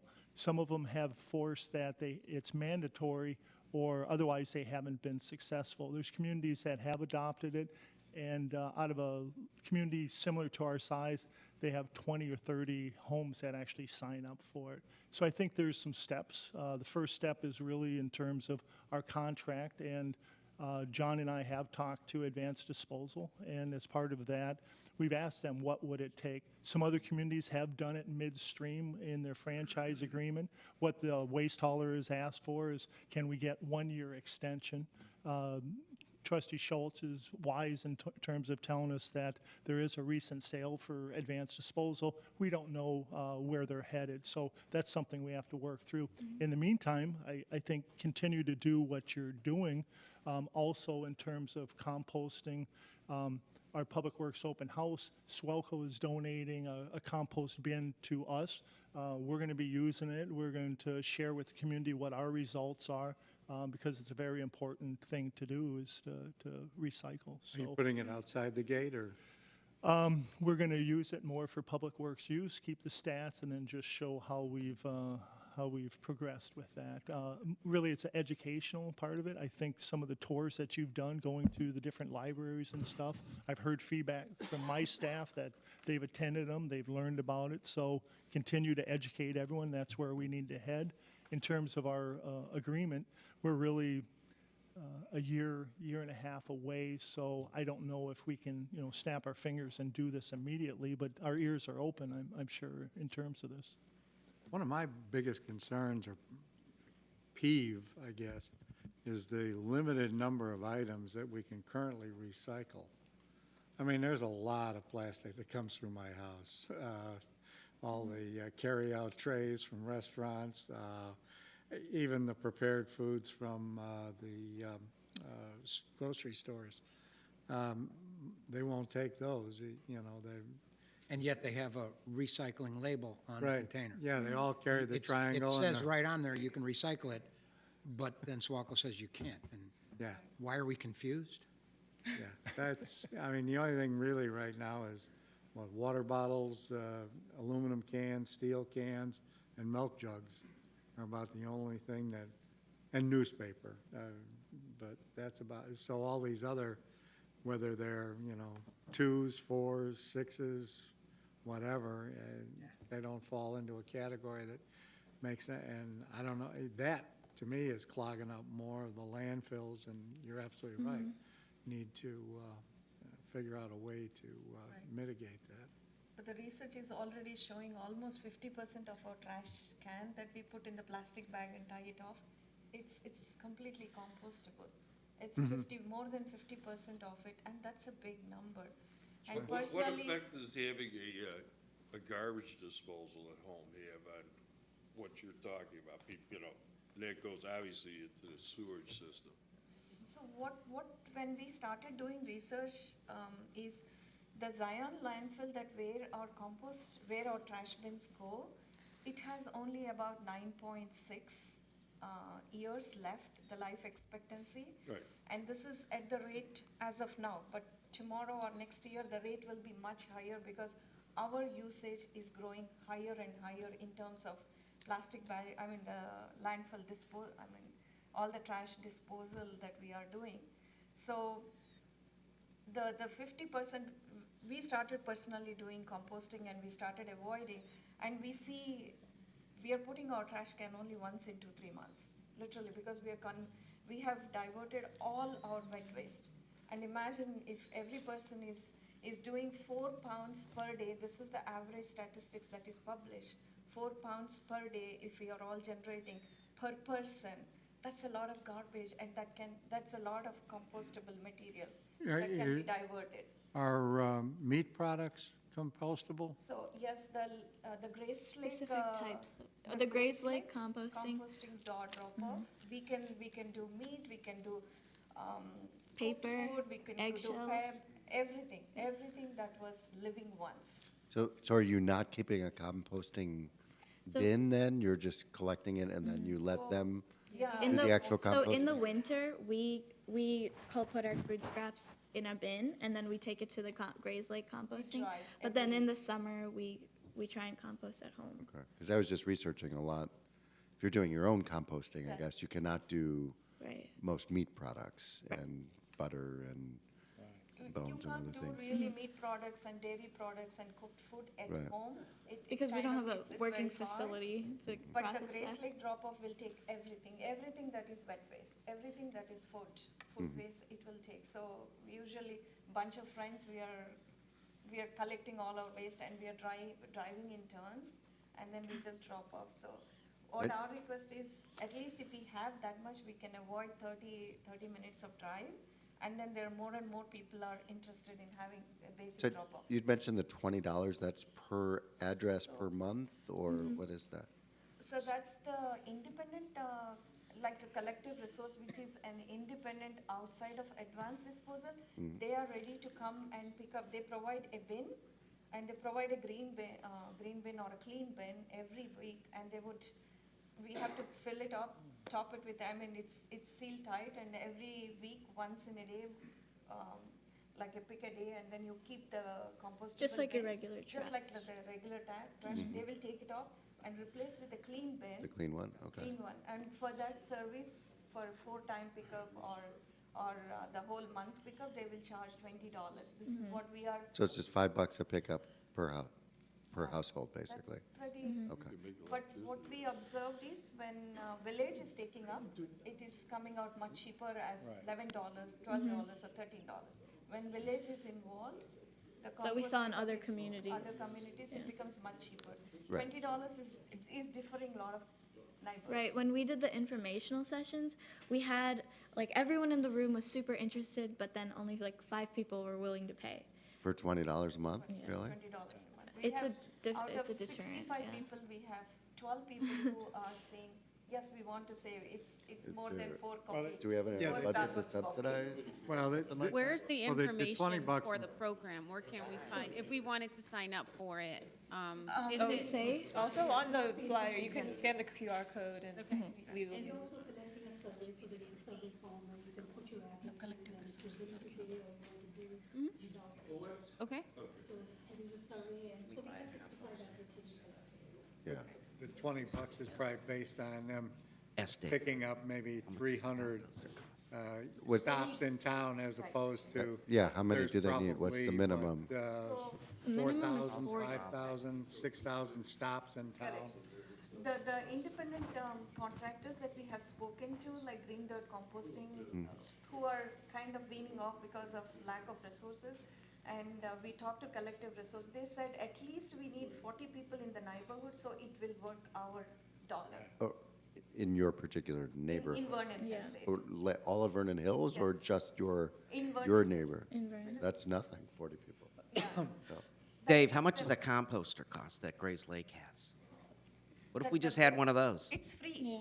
Oh, it's free? It's free. It's No, just but a it's gotta drop-off? cost- It's got It's to a cost the drop-off. village It's of a- Grays Lake money no, to it's- operate it. Right. That's what he's asking. Yeah. What's What's the And cost? also, we have to find where to locate it, Right. that it wouldn't Smells and pests impact and- others. Right? Yeah. I don't know in terms of the Doesn't the operation, park how much it district would have cost us some- to do that. I don't have a number for you.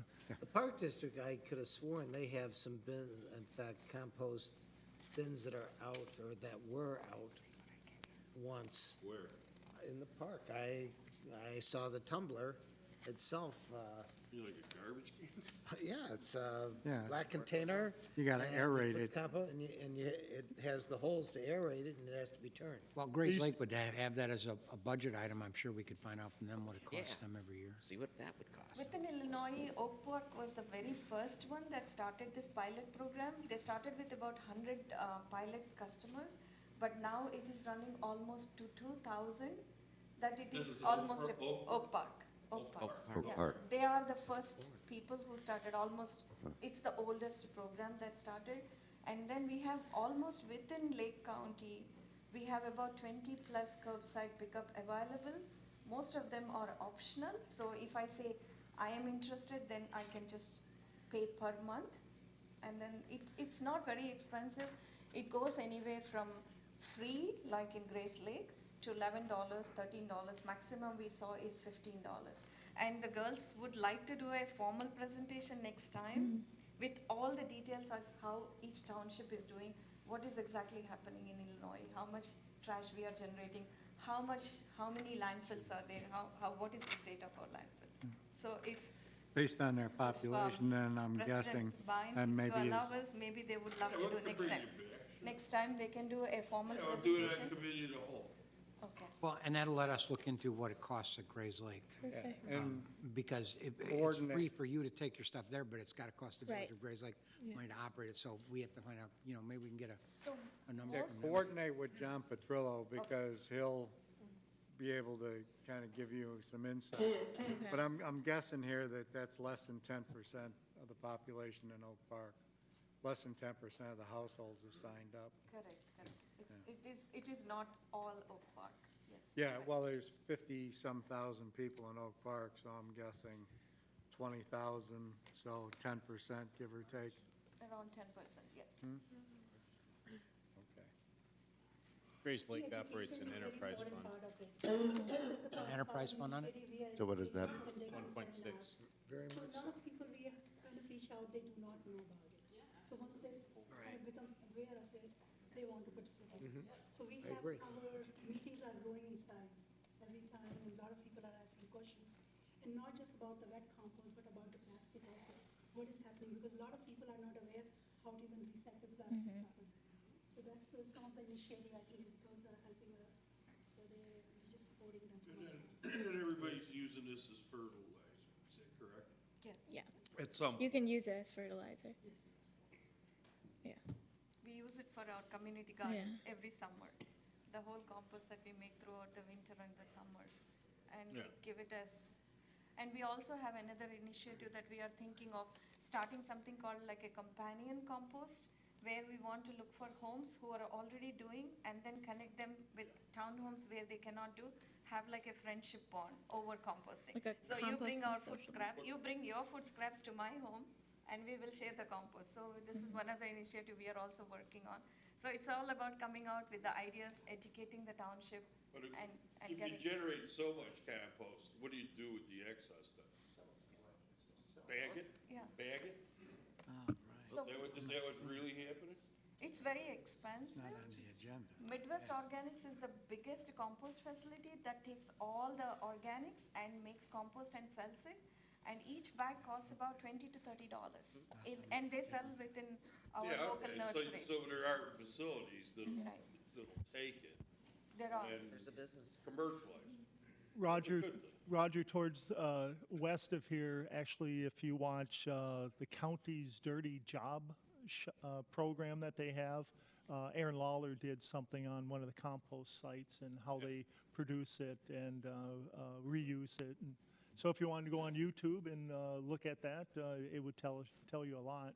In terms of the Grays Lake site has a number of different things that they all do. So breaking out the cost of composting versus their electronic recycling, et cetera. John and I will work to try to get a number out of that, but it's going to be hard to parse that out. I was gonna say, how's Swellcoat doing? Do we gotta give them a cash infusion again? No, actually, they're doing okay. They're doing okay. They're actually cutting us checks for some of our recycling again. Good. Well, that's good. So the ship is righty. You know, I mean, we did, I don't know what we gave them, what, a year or two ago? Yeah. Because they were almost shutting down, you know, so. Right. Yeah, okay. All right, we'll bring you back when you're ready, Yes, sir. Okay. okay? When do you want to come back? I mean, whenever. The next meeting? Next meeting? They are ready, actually, we didn't bring them. All right, why don't we do it Okay. okay, Yeah, we Okay. will coordinate, yes. Yeah, We will come with more facts and figures. yeah. When John says you're ready, then you'll be ready. Sure. And to give the board a briefing, so I've had the pleasure of working with the group a couple times, and as I've shared in some of the transmittals, there's another group, the Go Green Group, that was very interested in partnering. A couple of the challenges that we have, as you know, as Trustee Schultz shared, is we had a meeting set, myself, Dave, and Swalco, to actually talk about adding this to the contract, but with the pending purchase by Waste Management, I don't believe that is, they're now going to be in a position where they're allowed to enter into that contract. So we're still going to have the meeting with them to see what the state of this is in the future. You said Swalco, did you mean advanced disposal? Advanced disposal. Okay. Swalco was going to be there to represent us in the negotiation. Okay. So with Waste Management now potentially purchasing the company, I don't think that Advanced Disposal is going to be in a position to be able to negotiate for beyond 2020. So that's one of the challenges. The second, as we mentioned with recycling, they also wanted to give a state of recycling. As you know, a lot of the product that is taken is being sent to China, and now it appears that China is reluctant to take that product, and that's why you're seeing many organizations, including Swalco State, they're going to have to reassess how recycling is done in the United States. So that report will come after I have the meeting with Swalco and Advanced Disposal, and I believe at that time would be a good time for me to circle back with you to talk about how the industry is progressing, and then at that time it might be more ideal to approach the board with options. We'll give you another assignment, figure out what to do with nuclear waste. Thank Yeah. you. I thought it was going in the mountain near Yuma or something. So I think in the future, we will continue with education and with our pilot. Oh, yeah, absolutely, yeah. And it is giving us a forum to brainstorm what are the options as a community. Yeah. And thank you, John, very much. and Yes, thank you. Thank you, Mr. Mayor. Thank you, Mr. Mayor. You know, there's Thank you all. certain stuff too that you throw outside and the animals eat it. Yeah, that's true. Do you do that? Do you ever No, do we that? don't. No, you Against don't? village regulations to development might feed fine us. the animals. Yeah. But- Okay. All right, what else we got here? Blah, blah, blah. The omnibus vote agenda, pull what, D?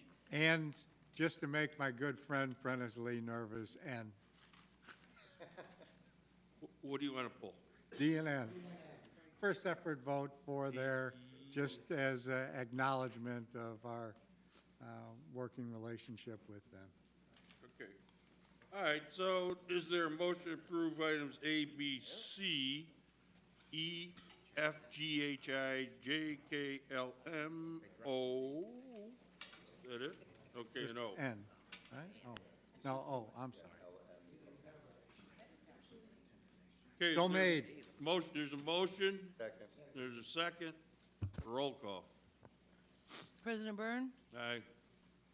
Trustee Brown? Aye. Trustee Schultz? Aye. Trustee Markwart? Aye. Trustee Cook? Aye. Trustee Oppenheim? Aye. Trustee Takaoka? Aye. Motion carried. Okay. Any new business? No, no, no. Now we have to go. Oh, we gotta go to D, that's right.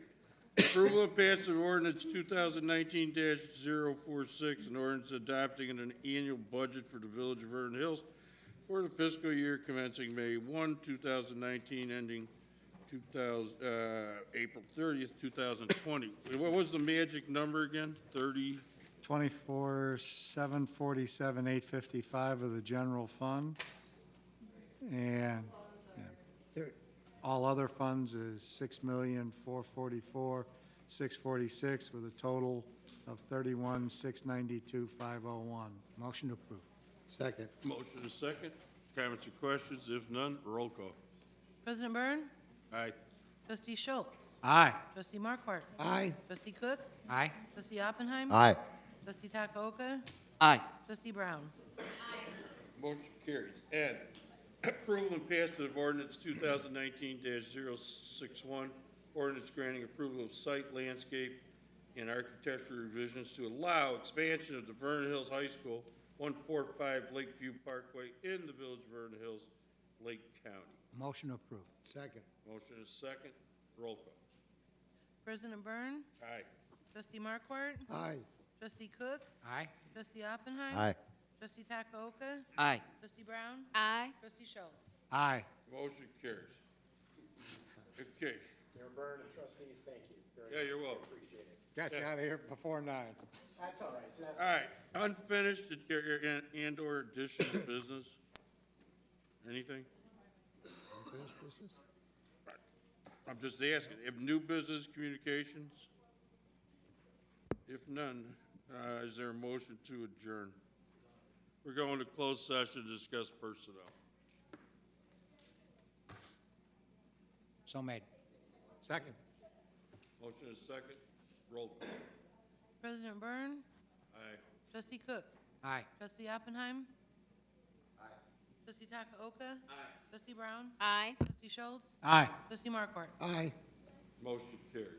I'd like to call the committee of the whole meeting to order. First item is approval of committee of the whole meeting minutes of April 3rd, 2019. Is there a motion to? Motion to approve? Second. Motion is second. Comments, questions, deletions, corrections? If not, roll call. President Byrne? Aye. Trustee Oppenheim? Aye. Trustee Takaoka? Aye. Trustee Brown? Aye. Trustee Schultz? Aye. Trustee Markwart? Aye. Trustee Cook? Aye. Motion carries. Anshe, Tikvah. Anshe, Anshe. Tikvah. Tika. Synagogue. Tika. Presentation of concept plans for proposed house of worship with supplemental religious uses located at 634 Milwaukee Avenue. Old Forge. Long time no see, guys. It's great to see you again. Thank you, Village President Byrne. Please state your name for the record. Yes, my name is Cantor Rabbi Rob Jury, representing Right. Congregation Anshe Tikvah. I'm their spiritual leader. Yeah, okay. Thank you for having us, Village President Byrne. Your Hebrew pronunciation is excellent, Anshe Tikvah. I'm very impressed. It's wonderful as well to see all the trustees. Hey, you know. Thank you for I'm appreciative. Thank you for the opportunity tonight for us to come and present to you our concept to make Vernon Hills a permanent home for Congregation Anshe Tikvah and our related congregational activities. We're a congregation who is dedicated to health and healing, both of body, mind, and spirit. And our congregational activities include the usual congregation activities of congregating, worshiping, having community together, as well as housing those with substance use disorder. We're looking to house up to 12 people in a spiritual faith-based community of a licensed recovery home. Outpatient pastoral counseling center offering interventions by allied mental health professionals as well as board-certified chaplains, and some job training for those who are recovering from substance use disorders. So thank you for the opportunity to present our concept to you. Okay. Who else has a speaking part? My name is David Kuhlman. I'm the president of J&K Architects. So we're serving as the architects with Anshe Tikvah, and Spencer Craig with Erickson Engineering is the civil engineer. So we're glad to be here. I don't know, Michael, were you going to go do an overview? Yeah, I can real briefly for the board, to repeat what Rabbi Rob said, it would be more than just a synagogue. It would include 3 primary other uses. It would include a licensed recovery home. This would require a text amendment to the zoning code. The synagogue would require a special use permit. There'd be outpatient pastoral counseling.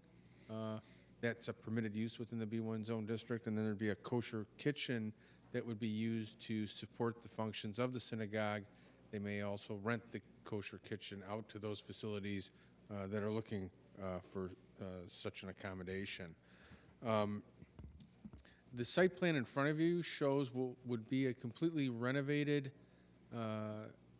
facility that was formerly occupied by the Forge Club. There'd be a 3,600 square foot addition off the front of the building on the east side. You could see that there. That's where the synagogue would be located. This would be the front elevation of the facility when viewed from Milwaukee Avenue. That's the addition. It would include aluminum and masonry as part of the architecture. Is that a metal roof? Is that a metal roof? Yes, it is metal roof, yes. This would be the facility viewed from the south side. You can see, in addition to the addition to the right, the building form of the existing Forge Club would also be changed to accommodate interior functions of the facility. This gives you a perspective view. On the lower perspective drawing would be from the southeast perspective, and the one at the top would be from the southwest perspective. It gives you an idea what the building would look like after the renovation. This is the first floor plan. To the right is the synagogue. That's where the addition is. It would also include the kosher kitchen, multi-purpose room, and office use as well. This would be the existing second floor. This would be used primarily to support the licensed recovery home. And the reason why a text amendment, by the way, is needed for this is because they'd be staying there overnight. So that component of this use isn't addressed in the zoning code, so we'd have to, as part of the public hearing process, consider a text amendment to support this use. This would be the existing basement that would include multi-purpose rooms, conference rooms, and storage areas. So for tonight, again, as a reminder, this is just a concept presentation so that the congregation can get the board's feedback. If the board thinks it's appropriate, then this should be directed to technical review for staff level review, and then on to the Planning and Zoning Commission for a public hearing. Public Works Director Brown is working closely with the engineer, with their designing engineer regarding compliance with the countywide stormwater ordinance, with a special eye on the wetlands, which lies to the west of where the building is. I'm also working with the congregations closely to take a close look at parking. Parking, because there's so many multiple functions of this facility, and depending on how the programming takes place, is there enough parking to address their needs? So with that, I can turn it back over to the congregation representatives. I have a question. Are you going to use part or all of the existing building? All the existing. Yeah, so all of the existing. So you're satisfied structurally that it's in good shape? Yep. You've done your study. Right, we're in the early stages. That's part of this first phase, is doing the feasibility study. So we had to do design first, and after this meeting, we would be working with contractors to do further analysis. Because I know, who's the restaurant guy from Lake Zurich? Belo's? Yeah. He looked at this pretty hard, and he says, yeah, this place is, it's like got a nice steel frame structure. It's a concrete. Besides the barn. It's a concrete structure. Yeah. The second floor, in fact, basement area, second floor is concrete. In fact, the thing is that originally for the Forge Club, they had the rooms upstairs for their work. So basically, this is for their employees. Yeah. So this will actually, they're planning to use the entire building. And of course, the roof will be coming, but it's a concrete structure, and it looked sound. when I was there, so. Trustee Cook, oh, Yeah. go ahead. No, I was just gonna say, I'm glad you brought in that this is gonna have to go through technical review and then through planning, zoning, and a lot of other hoops, and then come back to us, but I think this is outstanding reuse of this piece of property. Very much so. What about ingress and egress? Well, we've gone through with the. I know we talked about. With the designers, there's a number of upgrades to the facility. The entire facility would have to be upgraded with current building code requirements, including accessibility requirements. There'll be an elevator in there.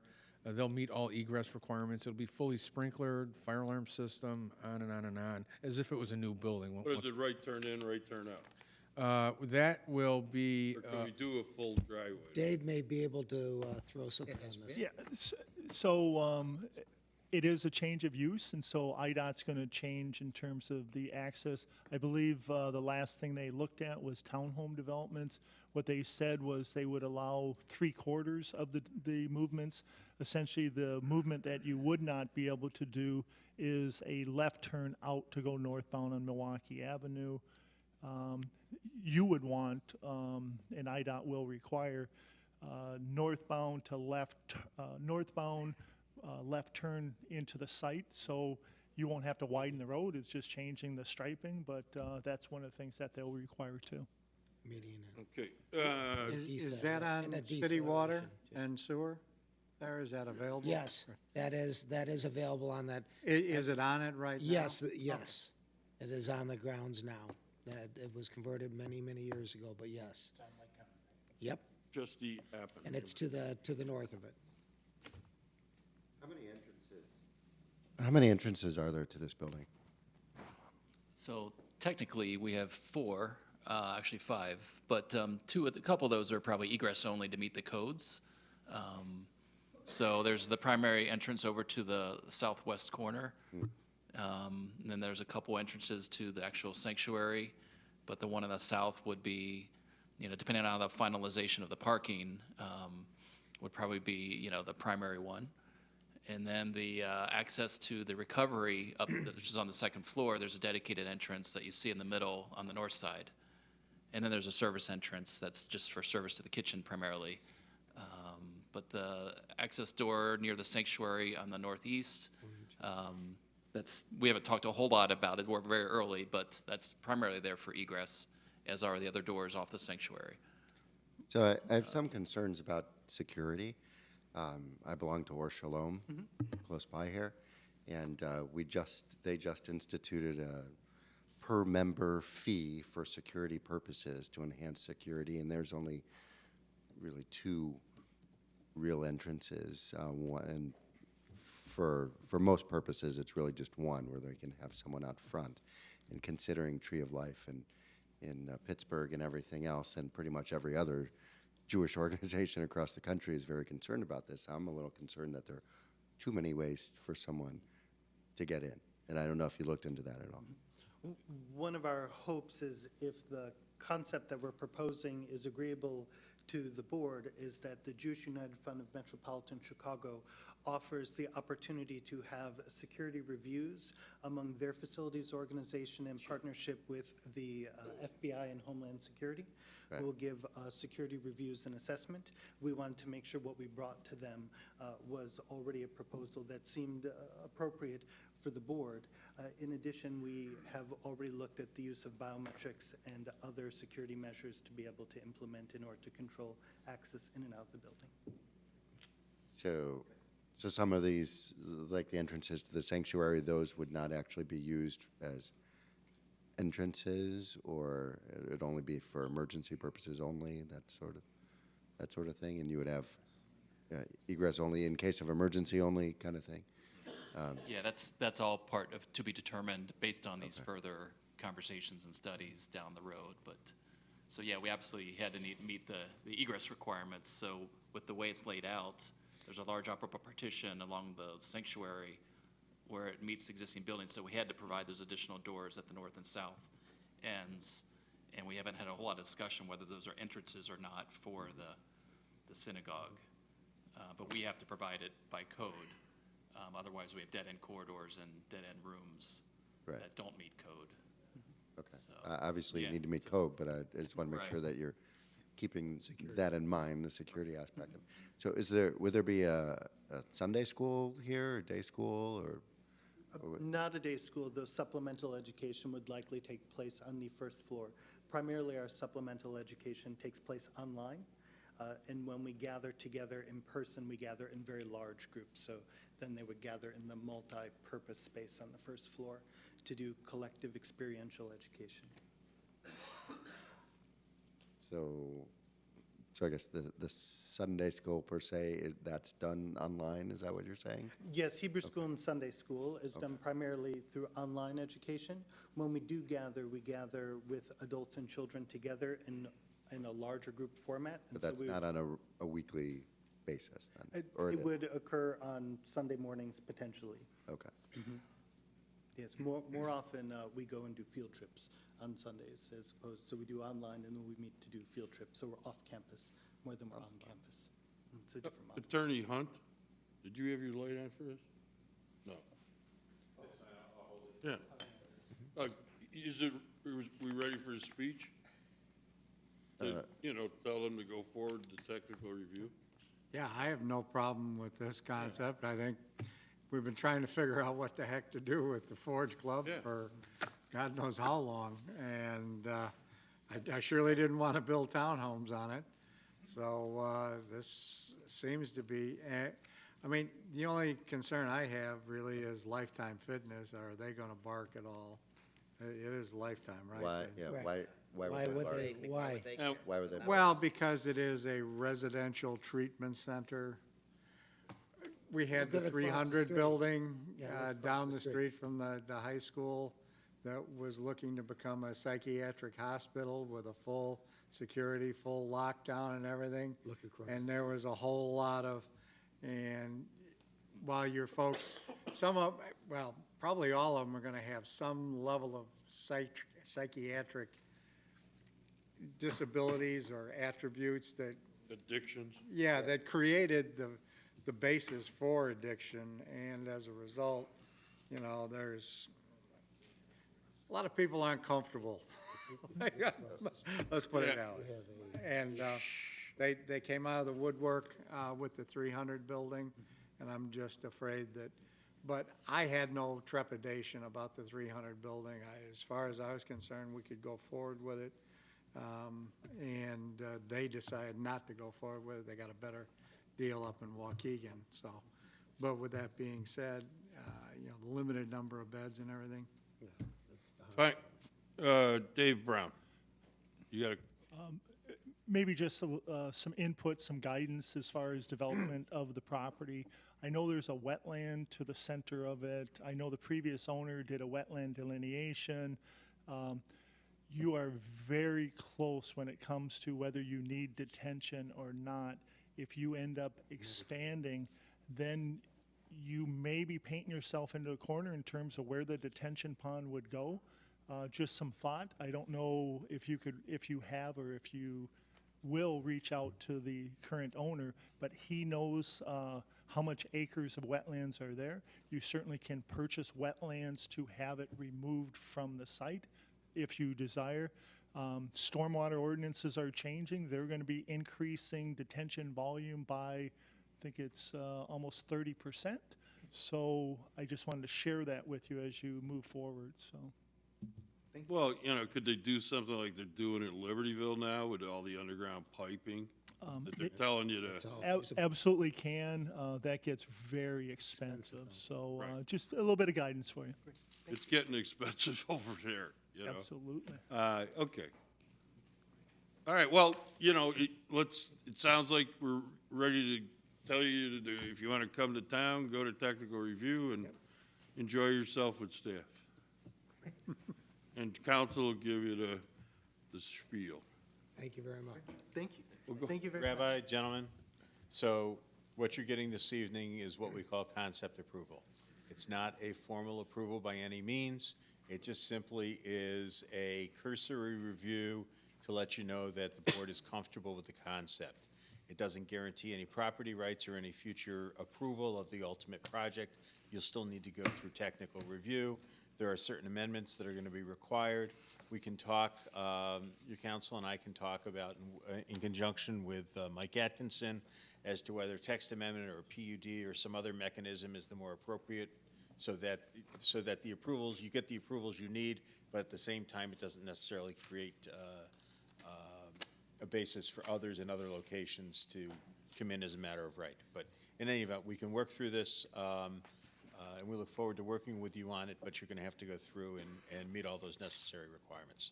So thank you. Okay, so that's it for tonight, and we'll see you when we see you. Great, thank you all very much. Thank you. Thank you. All right, welcome to town within reason. Thank you. We're very excited. All right, Thank you. thank you. Okay, any other business to come before us? If not, is there a motion to adjourn, go into closed session, discuss personnel? So made. Second. Motion is second. Who are you gonna call first, Lisa? Every time. No, I'm not that important. No, you're supposed to rotate them. Okay. But, yeah, you can call. Keep us awake. Well, you know, I mean, you know, they gotta make it You can interesting. just do a voice vote for this one. Okay, all in favor indicate by saying aye. Aye. Saying nays, the ayes have it. Committee, the whole meeting's adjourned.